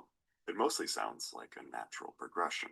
The struggles that the Strokes faced on their second album were entirely different than their first, all thanks, ironically, to the success of the first. It's thanks to their debut that the band performed almost 2 years of non-stop tours, worked with Nigel Godrich, faced hostile critics, and even got the stern talking to from Courtney Love. They couldn't match all the expectations put on them. I don't think any band could. But they delivered the only thing they had to. They made a great album. And good music shines through. Julian himself even seems to have warmed up to the album entirely, with a Rolling Stone interview from 2014 claiming that he prefers Room on Fire to Is This It, saying, I wanted to finish the Is This It thought. Even when we were doing it, I always thought it was part 2 of Is This It. I think we always felt like we were in jeopardy. When we did Room on Fire, things were established, but things were internally, at least from my perspective, not healthy. It's clear that time has given the frontman clarity on the successes and failures of his youth. But perhaps it didn't come soon enough. The pressure didn't fade after Is This It, nor did it after Room on Fire. It would only build from here. Yep. And with a shaky foundation in the form of a dysfunctional band, it would keep building and building and building until the whole thing came crashing down. Hey, if you like the video, like the video. If you like me, subscribe. I have more videos, so you should watch those videos. Thank you. Special thanks to these beautiful sources and to you for watching till the end. Leave a comment. I'm gonna watch another one. I'm gonna ask this actually. What were the key themes of the Strokes?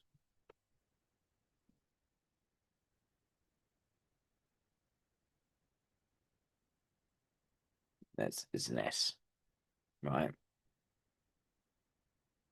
Urban alienation, turbulent relationships, youthful angst, back on New York City, plays of love, nostalgia, and cynical, often exhausted reality of modern life. It's a feeling, it's a sound, it's definitely a thing in the realm of extroverted ethics with introverted intuition. Highs and lows of relationships, often the pain of breakup and total attachment. It's not necessarily about the relationship themselves, but it's about the emotions they experience during the relationships, on their highs and their lows. Urban life, rebellion, vulnerability, self-reflection. I think he's in the IE. I'm not sure what else he could be, to be honest. Let's see if any quotes.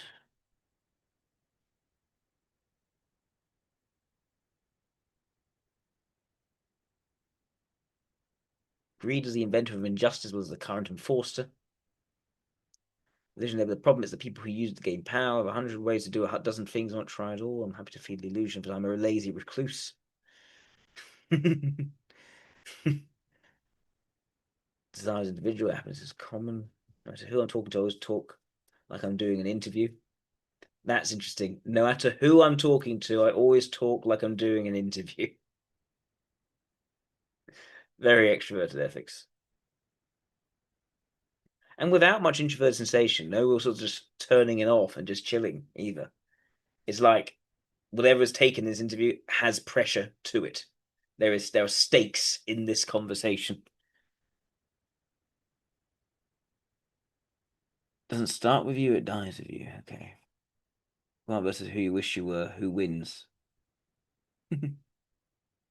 Overthink stuff a lot. I wake up and songs flow out of me.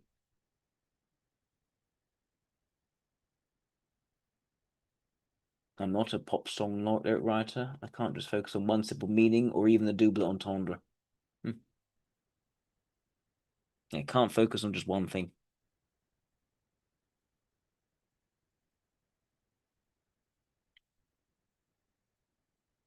Problems with touring isn't the traveling and the show, is the vegetal states you get into, right? Because you don't look after yourself.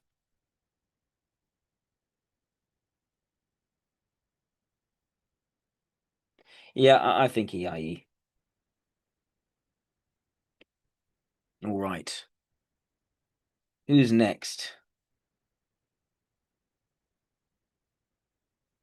Alan Partridge. All right. Let's take a look. And thanks for the compliment. Alan Partridge. Right.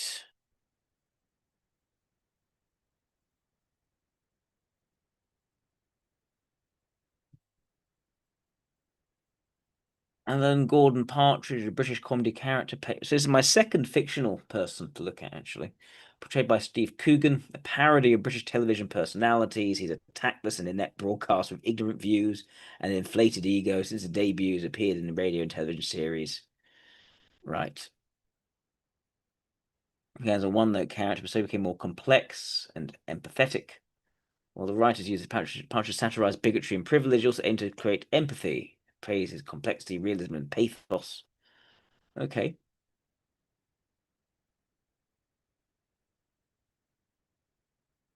He's an incompetent and tactless television and radio presenter with an in-face sense of importance and celebrity. Is socially inept, often offends his guests. His need for public attention drives him to deceit, treachery, and shameless self-promotion.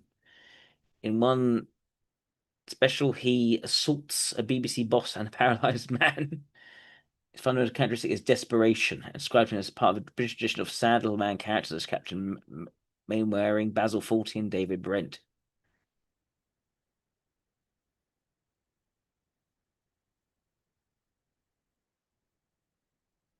So Coogan has affection for Partridge. Yanucci sees him as basically an idiot.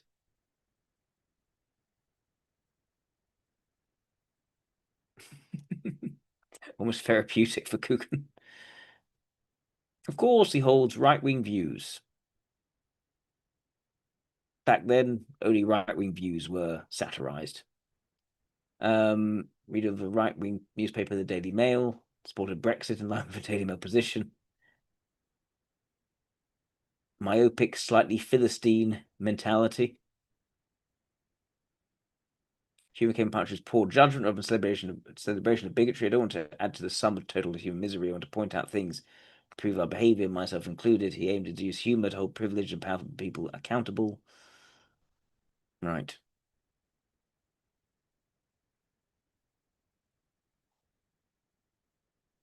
Okay. Let's take a look at some Alan Partridge, why don't we? I mean, just from that, one might assume an SLE. Let's see.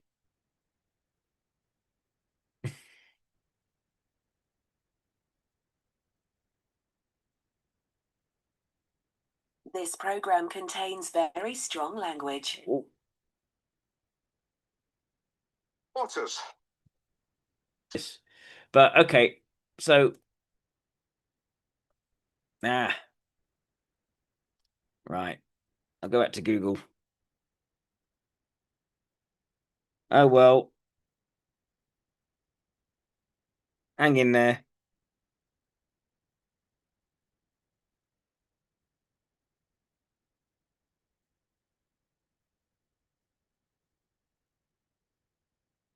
All right. Let's wait till the stream is back. Come on, stream. Let's get back.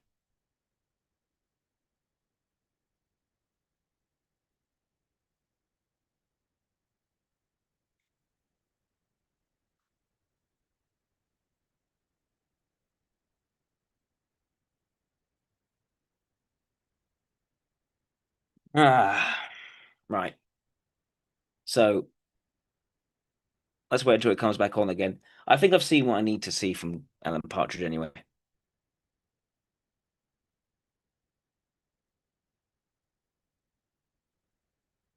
It's saying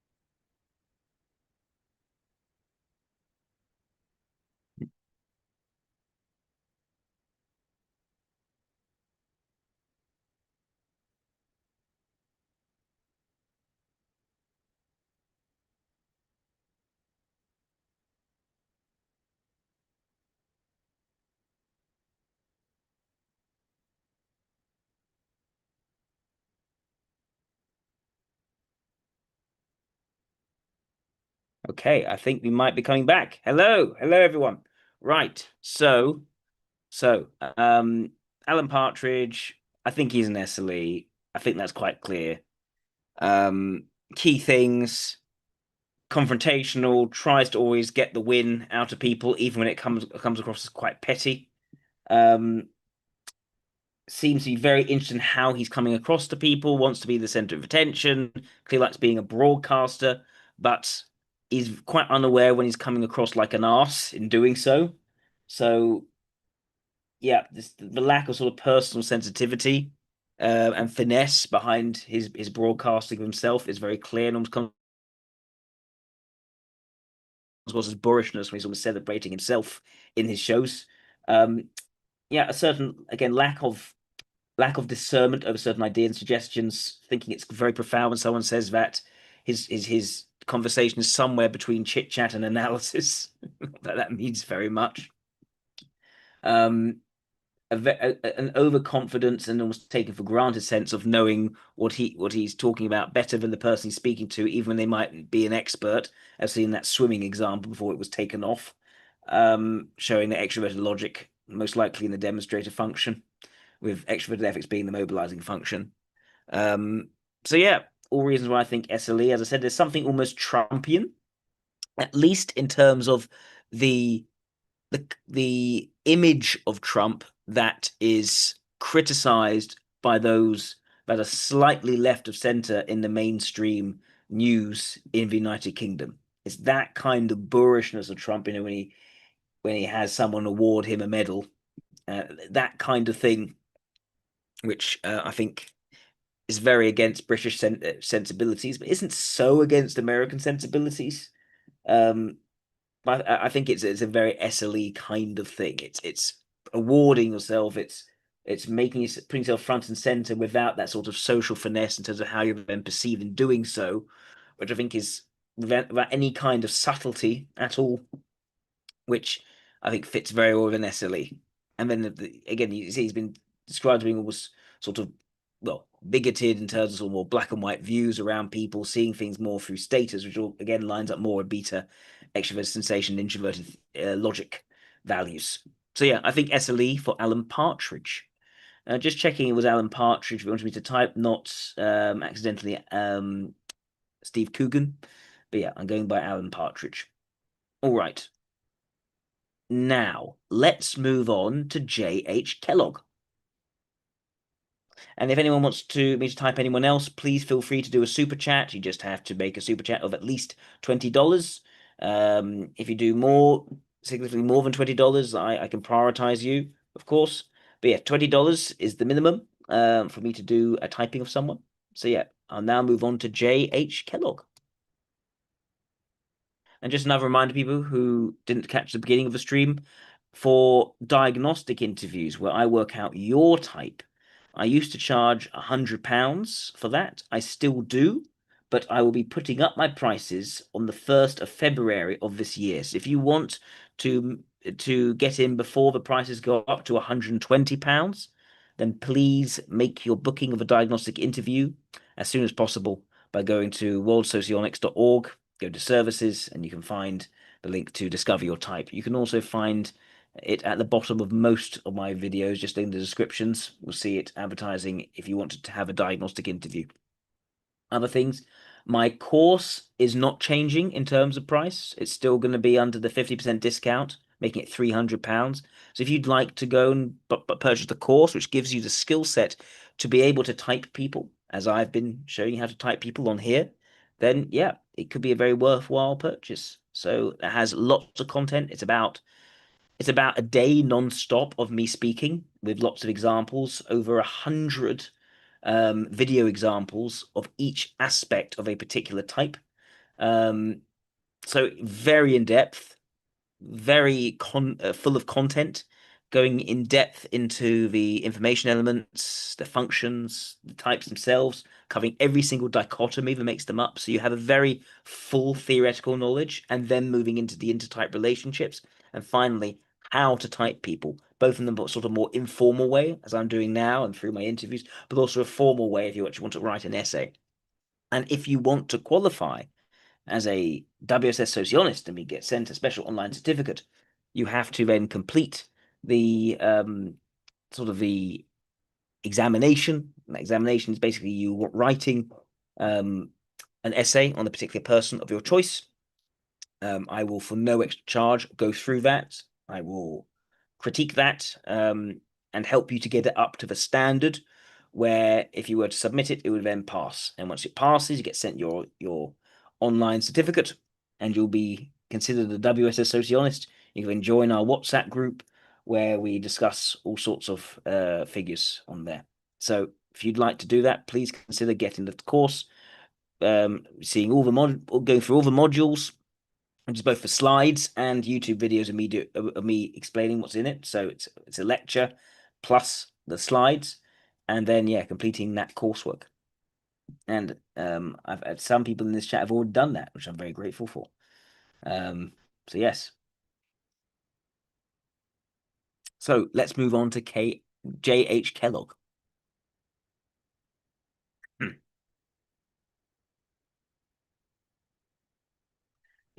Enough fiber, very good. So let's find out about this Seventh-day Adventist, John Harvey Kellogg. So, American businessman, inventor, physician, and advocate of the progressive movement. He was director of the Battle Creek Sanitarium in Battle Creek, Michigan. Founder members of the Seventh-day Adventist Church, who provide aspects of a European spa, a hydrotherapy institution, hospital, high-class hotel. Interesting. According to Encyclopedia Britannica, his development of dry breakfast cereals was largely responsible for the creation of the flaked cereal industry, founding and the culmination of the global conglomeration brand of Kellogg's, now Kellanova. An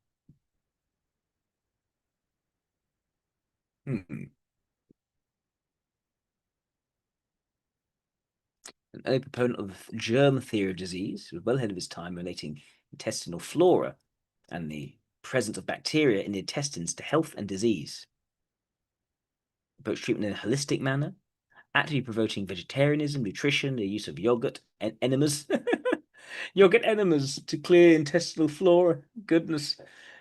Exercise, sunbathing, hydrotherapy, as well as abstinence from smoking tobacco, drinking alcoholic beverages, and sexual activity. Dedicated the last 30 years of his life to promoting eugenics and racial segregation, a major leader in progressive health reform, particularly on the second phase of the clean living movement. He wrote extensively on science and health. His approach to biologic living combined scientific knowledge with Adventist beliefs and the promotion of health reform and temperance. His brother is best known for the invention of the breakfast cereal corn flakes. Yep. Liberal Christian theological beliefs, radically different from mainstream Nicene Christianity, emphasized what he saw as the importance of human reason over many aspects of traditional doctrinal authority. He rejected fundamentalist conservative notions of original sin, human depravity, and atonement of Jesus, viewing the last in terms of his exemplary life on earth rather than death. It became a Seventh-day Adventist as the group's beliefs shifted towards Trinitarianism during the 1890s and was unable to accommodate the essentially liberal understanding of Christianity exhibited by Kellogg, viewing his theology as pantheistic and unorthodox. His disagreement led to a major schism. He was disfellowshipped, but continued to adhere to many of the church's beliefs and directed the sanitarium until his death. Goodness. Right. So a bit of an eccentric figure, quite liberal in his views, but it's interesting how many liberals also dedicated towards eugenics. It's part of the idea of progressing society in the 19th century. Let's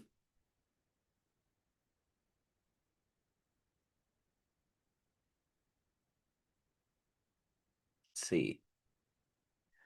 The 70th annual session of the General Conference of Seventh-day Adventists, following action was taken.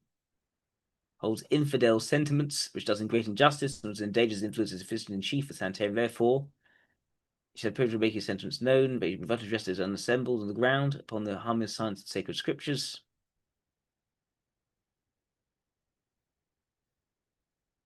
Goodness.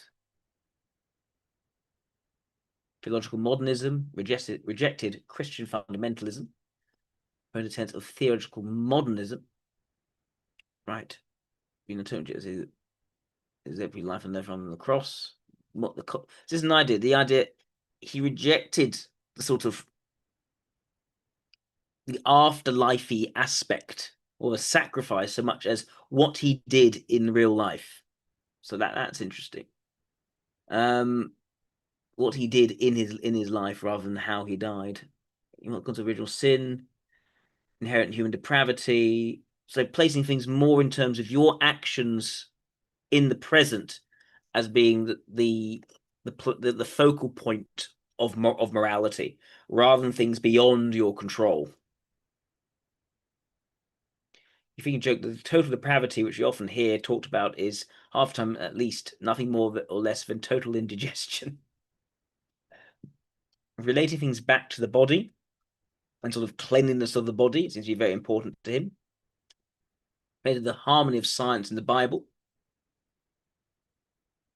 I think introverted sensing and extroverted intuition have to be values for this guy.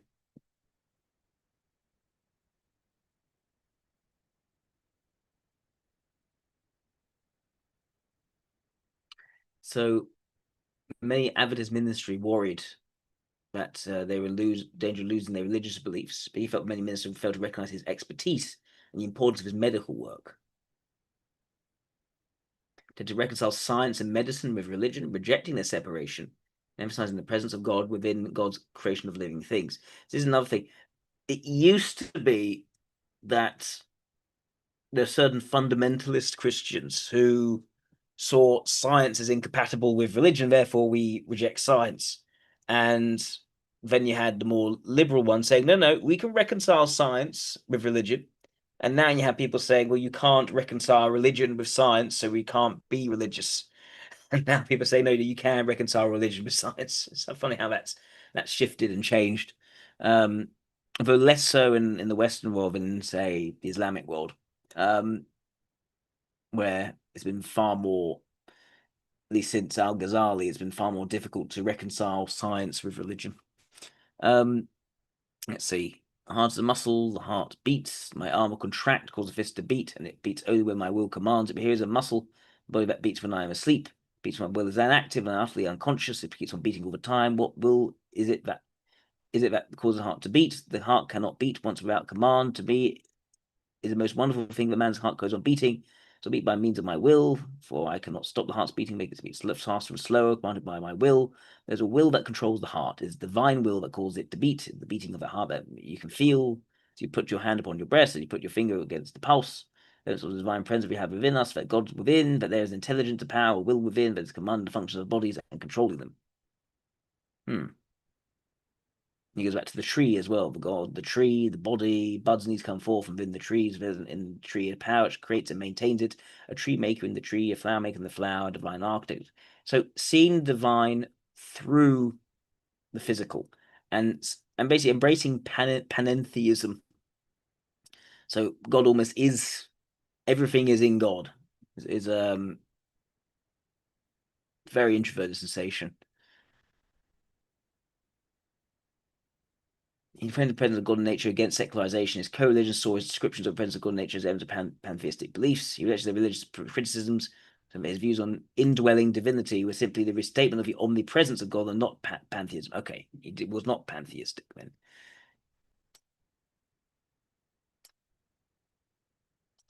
He didn't stick to doctrine. He came up with his own views, and that he had to reconcile with his scientific observations.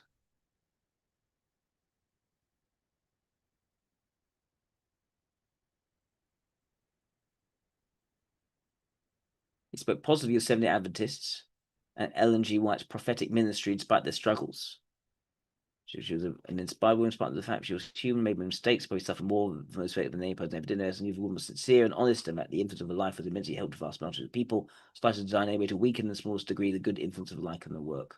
Some amount of good faith judgment there. And Kellogg, Daniels, and others, with disfellowship by the schools of the church. He retained control of Battle Creek Sanitarium, the American Medical Missionary College, and continued to promote Adventist ideas of health and well-being at those institutions. Hmm.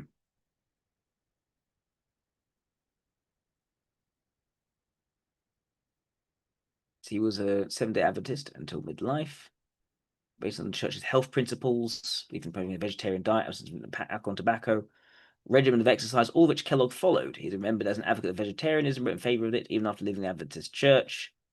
Discouraged meat eating, but not emphatically so. His development of a bland diet was driven in part by the Adventist goal of reducing sexual stimulation. Goodness.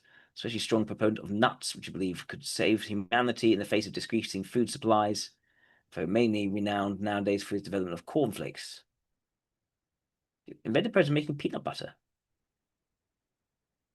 But most of these are alleviated by a change in intestinal flora. Bacteria can either help or hinder the body.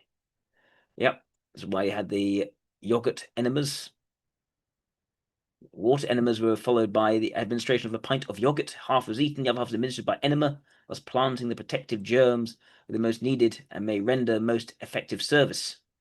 Yogurt served to replace the intestinal flora of the bowel, creating what Kellogg claims a squeaky clean intestine. Many patients, including William Howard Taft, that's not so surprising. Amelia Earhart. Because you can imagine all these famous people having yogurt enemas. Thomas Edison. Okay. Yep.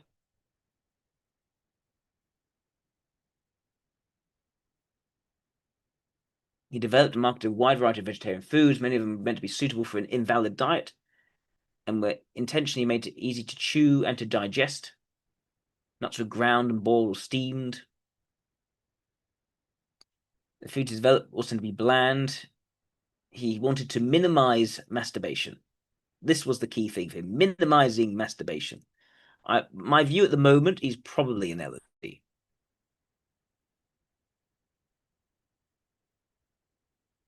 Everything's very physical, but still innovative in the physical. Medical inventions. He designed and improved upon a number of medical devices, particularly used at the Battle Creek Sanitarium. Many machines were manufactured by the Battle Creek Sanitarium to popularize these treatment methods, the electrotherapy, hydrotherapy, motor therapy. In addition, took interest in devising instruments for light therapy, mechanical exercising, proper breathing, and hydrotherapy. I can see why you would have connected quite well with Thomas Edison. He did not make concerted efforts to profit from his medical inventions. In his statement in 1916 sheds light on his motivations. I desire to make clear the food business I have been carrying on is a part of my general scheme to propagate the ideas of health and biological living. Otherwise, I should not have engaged in it as a commercial enterprise, but have carried it on as part of a general philanthropic work in which I was engaged. In order to make a record of his work and experience as the pioneer of the branch of physiotherapeutics, published his book Light Therapeutics, a practical manual of phototherapy for the student and the practitioner, with special reference to the incandescent electric light bath in 1910. Goes into detail about combining electrotherapies with hydrotherapies. He doesn't sound like a particularly engaging person to listen to.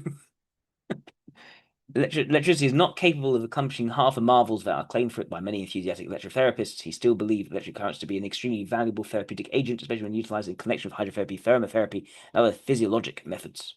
Electrotherapy coils are used in the static electrical department of the Battle Creek Sanitarium, especially for cases of paresthesias, of neurasthenia, insomnia, and certain forms of neuralgia. The device is also used to administer electric shocks to various parts of the patient's body. He created the idea of biologic living. This was the idea that appropriate diet, exercise, and recreation were maintained to maintain a healthy body, mind, and soul. Such policies and therapies at the Battle Creek Sanitarium very much in line with these principles of biologic living, such as a focus on vegetarianism, drinking 8 to 10 glasses of water a day. His belief that biologic living would protect his health was so strong, he don't even feel it necessary to get vaccinated against smallpox. Well, very, very quite stubborn in his own logic, you could say, therefore. His philosophy was presented. Oh dear, what happened now?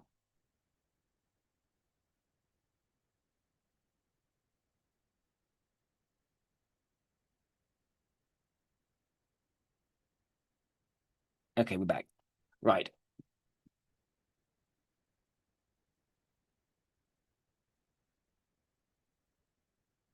Probably remember the anti-tobacco consumption campaign. Yep. Also opposed tea and coffee due to the caffeine content of those beverages. He thought that caffeine was a poison. He detailed numerous physiological and developmental problems caused by caffeine, suggested that caffeine usage could lead to moral deficiencies. He blamed the prevalence of these beverages not only on the prohibition of alcoholic beverages at the time, but on the extensive marketing efforts organized by the producers of these products. His views that nature has supplied us with pure water, with a great variety of fruit juices and wholesome and harmless flavors, quite sufficient to meet all of our needs.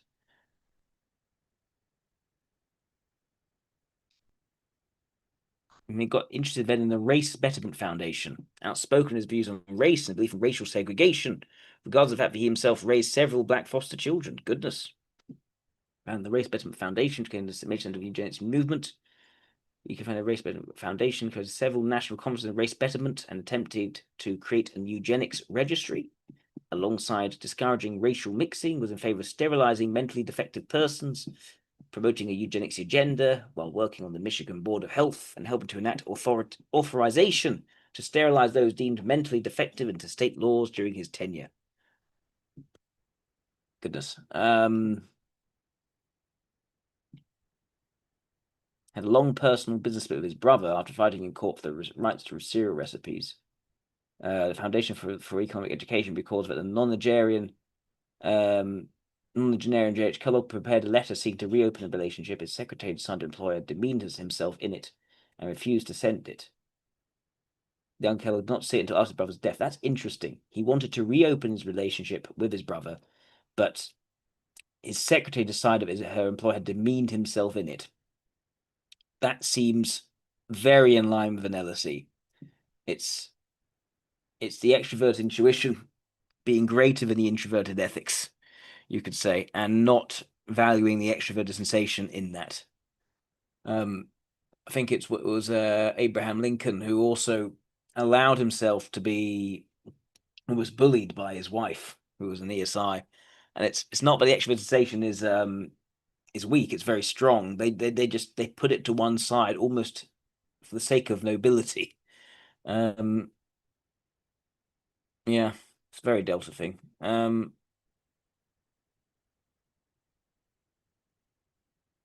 It's thought that he instigated and popularized routine infant circumcision.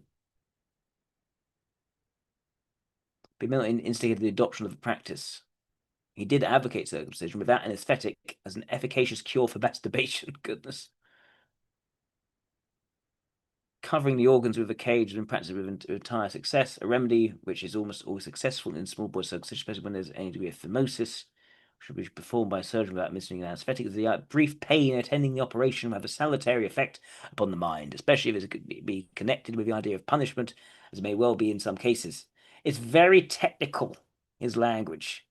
Very busy person, very active, very technical, and sometimes I think overly interventionist in terms of life and people. Always in his view because he wants to better society, but I think over-involve himself as a result. And I think lacks control in terms of how he is then perceived and the political aspects of this and what that will lead to how people perceives him, which led to him being removed essentially from the Adventists.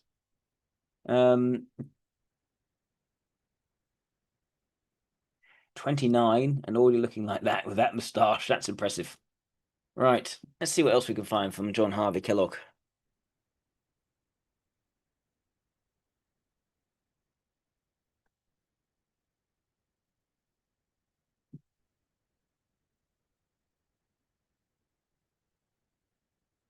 Meet the psychopath who invented. Why is he? He's not a psychopath.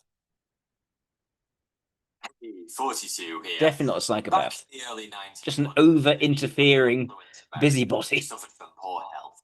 You may have considered a short stay at Battle Creek Sanitarium.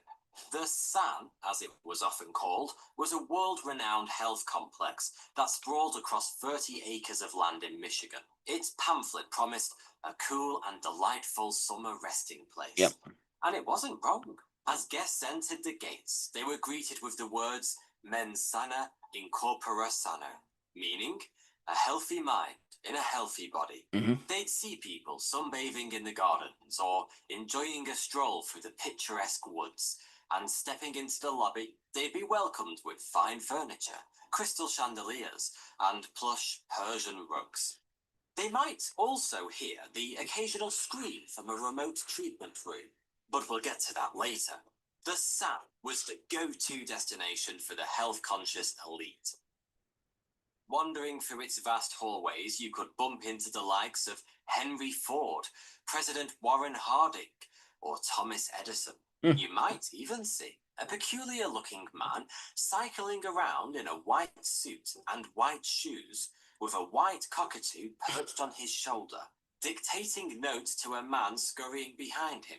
That man would be Dr. John Harvey Kellogg, the founder of Battle Creek Sanitarium, and the poor fellow behind him, his younger brother, William Kellogg. John Kellogg was a celebrated health guru, a highly eccentric individual who made it his life's mission to improve America's mind, body, and soul. He arguably created the whole concept of wellness. You know, the industry all the crazies hang out in. And thanks to his unwavering passion for good health, we now have the delicious, easy-to-prepare breakfast cereal known as Kellogg's Corn Flakes. Now, I'm sure you've heard John Harvey Kellogg's name crop up plenty of times before, and you may So have why even does he heard have a that cockatoo on his shoulder? invented Kellogg's Corn Flakes to stop people from masturbating, which I'm delighted to tell you is entirely true. But what you might not know is that this isn't even close to the weirdest fact about John's life and his personality. Far, far from it. As we're about to find out, John Kellogg makes Gwyneth Paltrow seem sane. John's dedication to health isn't surprising. Not only was he a sickly child himself, but out of his 16 siblings and half-siblings, 6 died from infectious diseases. Yeah. And unfortunately, for the ones who did manage to stay alive, That was quite normal back their then. parents didn't bother to give them an education. You see, they were Seventh-day Adventists, so they didn't really see the point. When the second coming of Christ was just around the corner, presumably Jesus didn't care too much about good grades when rewarding the faithful. But despite this setback, John was bright, determined, and an avid reader. An autodidact. Books he could get his hands on to educate Autodidact. himself. The Abraham Lincoln similarity there, definitely. Medical school, and upon graduation, placed him at the head of their Health Reform Institute.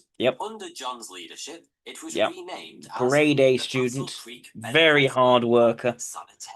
Definitely. Tips off the tongue, that one, doesn't it? And he grew it rapidly into a combined medical. There is a lot of energy in this person. The sanitarium allowed John to practice what he called biological living, which was heavily inspired by his Adventist beliefs. Essentially, he saw the body as the temple of the Holy Spirit, something that should be nurtured and protected at all costs, and enforced this at the Sun with messianic zeal. Exercise was strongly encouraged, as was fresh air, plenty of sleep, good hygiene, and nutritious, easy-to-digest food. When it came to illness, So it's extroverted logic backed by a lot of extroverted sensation. Alcohol, tobacco, sugar, and caffeine. Basically all the fun stuff. Most of these treatments seem to make sense. Caffeine, nicotine, and alcohol are addictive drugs, after all. But Just an inherent distrust of the more exciting things. Less conventional. To begin with, John was a firm believer in the methods of Horace Fletcher, also known as the Great Masticator. Fletcher was an influential health faddist who argued that food should be chewed and chewed until liquefied before swallowing. John took Fletcher's advice very seriously and encouraged all his guests to chew their food a jaw-wrenching 40 times before swallowing. He even performed renditions of a chewing song to motivate them. What about peristalsis? Fascinating chorus. Chew, chew, chew. And that is the thing to do. And digestion in the stomach. Stimulants were wasted in medicine. When he wasn't serenading his guests in the canteen whilst they furiously masticated, John could be found experimenting with the healing effects of artificial light. A practice that no doubt pleased Thomas Edison during his visits. I think he was Voices on innovative. just to lie down There was or stand extroverted intuition there. It's just always channeled through like the modern-day sun. physical, wellness-oriented things. Diabetes. Funny how all these revolutionary health fads just cure anything. After their light bath, guests could continue their cleanse with an enema. For those of you Yep, we talked about the yogurt who are enemas. unfamiliar Okay, with I'm thinking LSE for him. I'm not sure. I mean, I think maybe an Lee, but I don't think he's an Lee.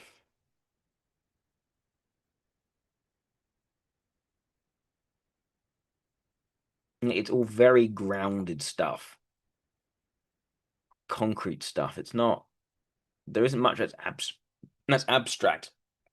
I mean, he engages in abstract things. It's to ground it more.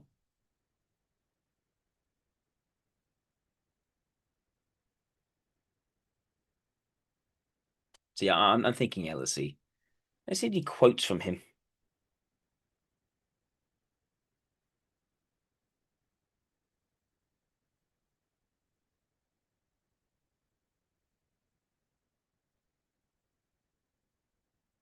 A dead cow or sheep lying in a pasture is recognized as carrion, the same sort of a carcass dressed and hung up on the butcher's stall passes as food. I don't want you to misunderstand me. You might get up and state what you believe to be seven-day Adventism, and I might not agree with everything you said. I believe that the end of things man-made cannot be very far away. It must be near at hand. The end of things man-made cannot be very far away. It must be near at hand. That's very anti-introverted intuition right there. If you can get some of the devil's money to use for the Lord's work, if you have to borrow it, it is all right, and carry on with the work. Cannot work with men who won't work with you. Brother Jones not my product, and I am not responsible for everything he writes or says. And I came to go up to operations. I went down to the patient's room and got down on my knees at the foot of the bed and earnestly asked the Lord to help us and to help me. I'm in the unconscious state of mind in depth. I believe in the unconscious state of the mind in death. Okay. I believe the Sabbath, I keep the Sabbath. That's because it's Seventh-day Adventist, of course, he'd say that.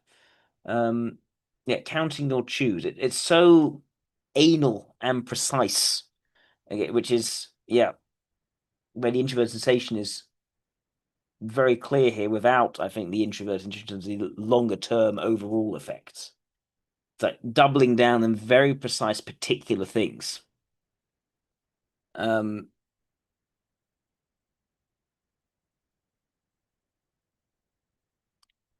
is a guy who was still very tolerant of a lot of disagreement and didn't really mind that people do disagree over things, but he disagreed with aspects of the church as well. And I think that got him into trouble quite a bit. He was under condemnation. I was condemned at that time because I had not endorsed the financial policy of a general conference. Is God a man with two arms and legs like me? Does he have eyes, a head? Does he have bowels? Well, I do, and that makes me more wonderful than he is. I can see why that would upset people. And again, it's back to the physical. Always back to the physical. It's almost a refusal to engage with the abstracted, which, again, I think supports LSE over any other type, except maybe ESC, but he's obviously not extroverted ethics leading, it's extroverted logic.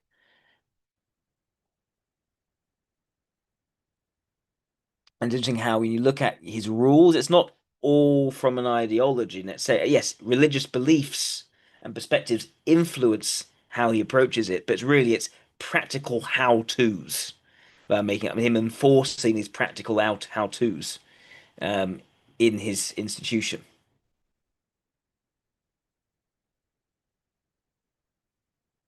It's not introverted logic. It's not structural.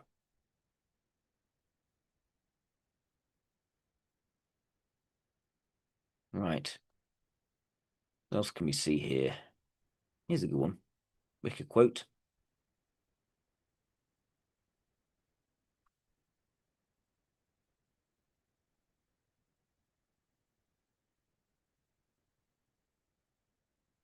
Any quotes about him?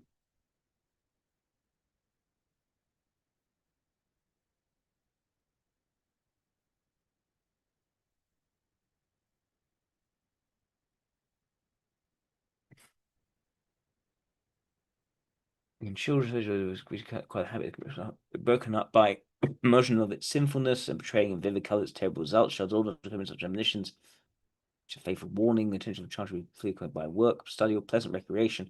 We left alone at any time, yet lest he yield to temptation. Work is an excellent remedy.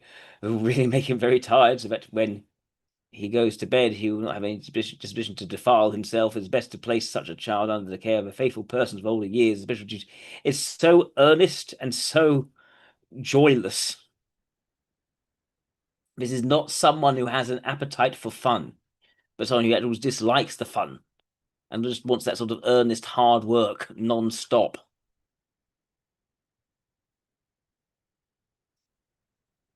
He has to be LSE.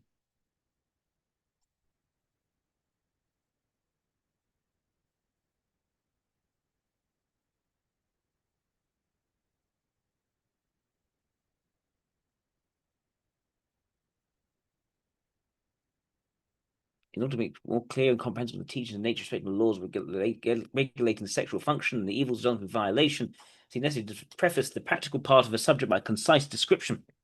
The anatomy of reproduction in this portion of the work, the special pains taken to avoid anything like indelicacy of expression, yet it has not been deemed advisable to sacrifice perspicuity of ideas to any prudish notions of modesty. It is hoped that the reader will bear in mind that the language of science is always chaste in itself, and that it is only through a corrupt imagination that it becomes invested with impurity. So, yeah, so I'm just going to set out the facts, and what you imagine to be unpleasant, that's kind of your fault, not mine.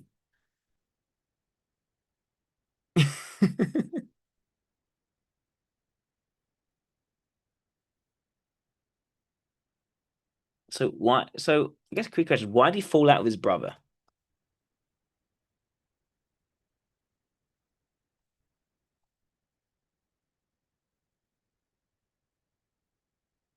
They disagreed over sugar. JH believed in strict, bland, and healthy diet, but adding sugar make it more appealing to the mass market.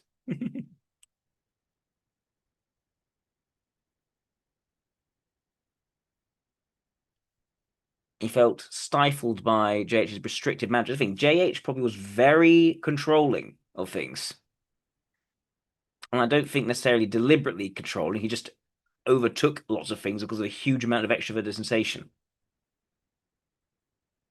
He began selling his own different brand of cereal, using the Kellogg name and similar packaging. Dear. So his intense lawsuit. WK won, securing the exclusive right to use the family name for cereal products. She was jealous of WK's commercial success and from childhood often treated WK as an inferior lackey or assistant rather than the partner.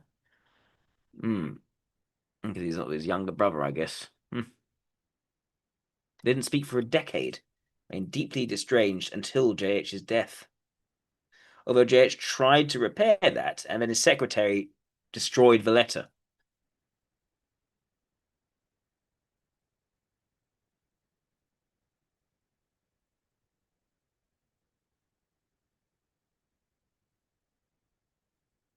It's an interesting point. But Seventh-day Adventist who didn't seem unable to act as if the world was about to end. Yes. Yes. Very much.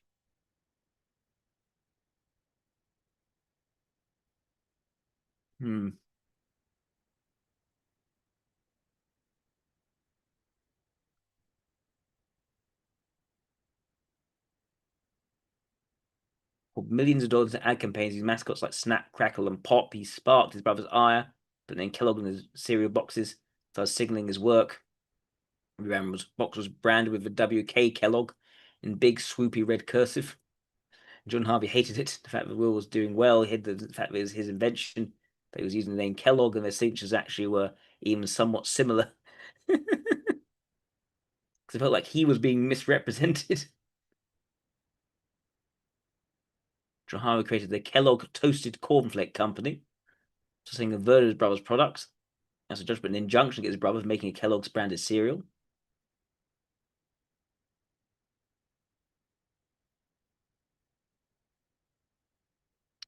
He won all the money that John Harvey made off his cereal in the last 10 years. Wow.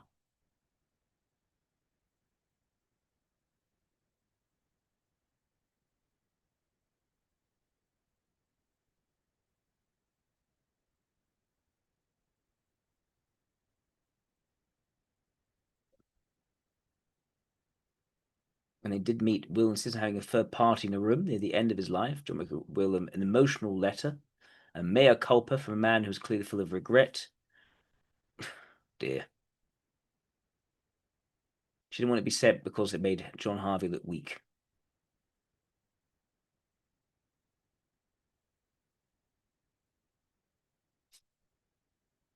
He received a letter in 1948, but he was blind from glaucoma. The letter had to be read to him. There were tears and silent stoicism must have hurt him to the core. Goodness.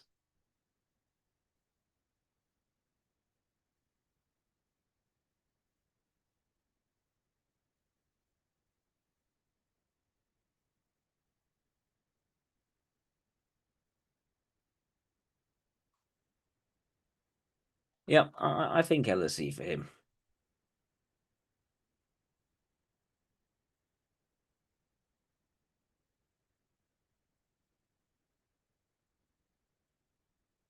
Let's see what else we can see. Maybe there's some sort of some more about this.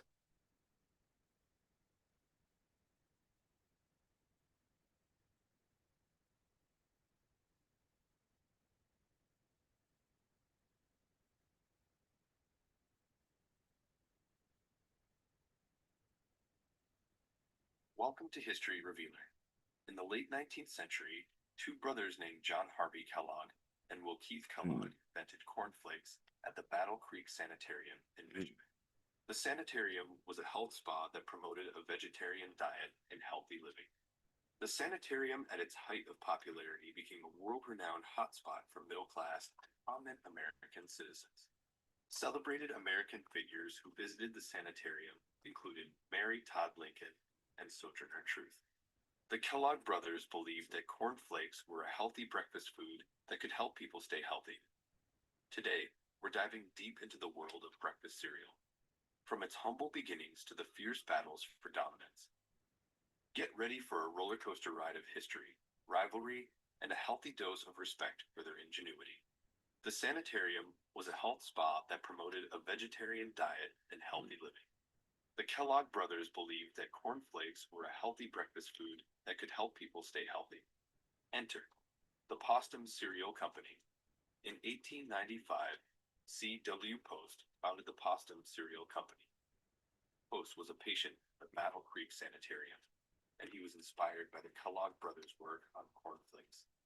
Post's first product was Postum, a coffee substitute made from wheat. No, this is not the same thing. By questioning, they wanted to create cereals that were healthy and This isn't the same thing.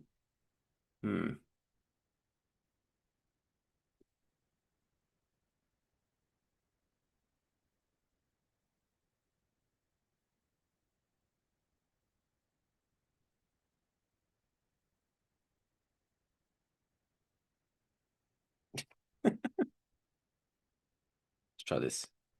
On the highest point overlooking Gull Lake in southwestern Michigan, 110 feet above the water, stands a Tudor palace of 15,000 square feet. Its builder, one of the wealthiest men in America, called it simply the cottage.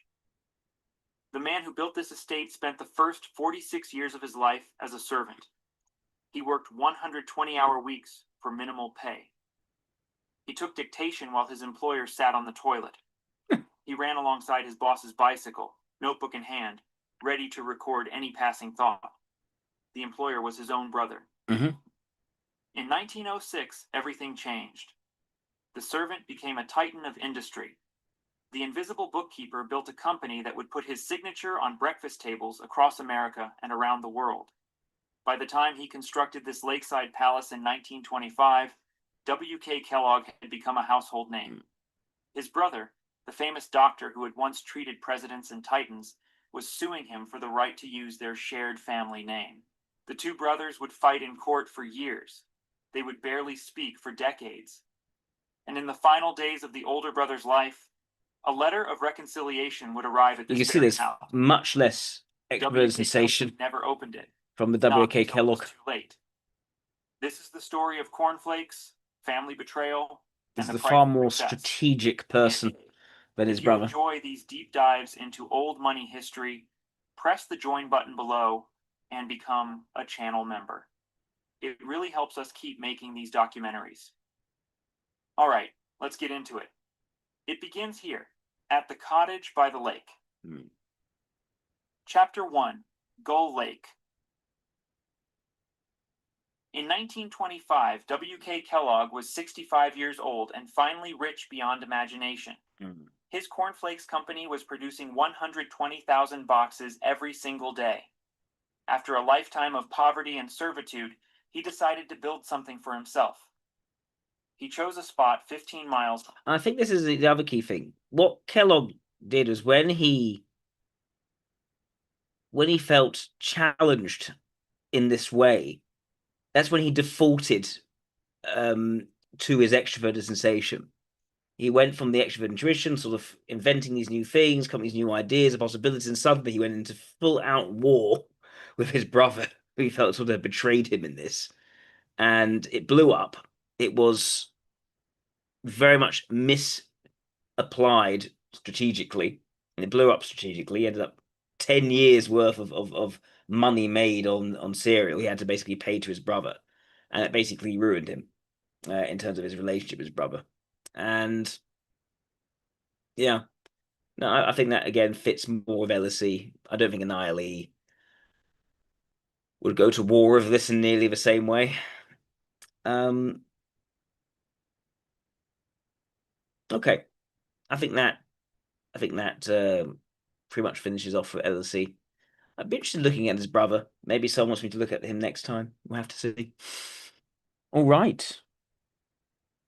Well, do you have anyone else for me to type? If not, well, I probably shouldn't because I got a hard stop at midnight. So yeah, I wish you all a lovely week and thank you for tuning in. Thank you to everyone who made the super chats. Thank you, Isaac. Thank you, Pale Valkyrie. Thank you, of Adventure. Thank you, Darwin. Greatly appreciated. And yeah, hope you all have another week and hope to see you next Sunday. All right. Thank you, everyone.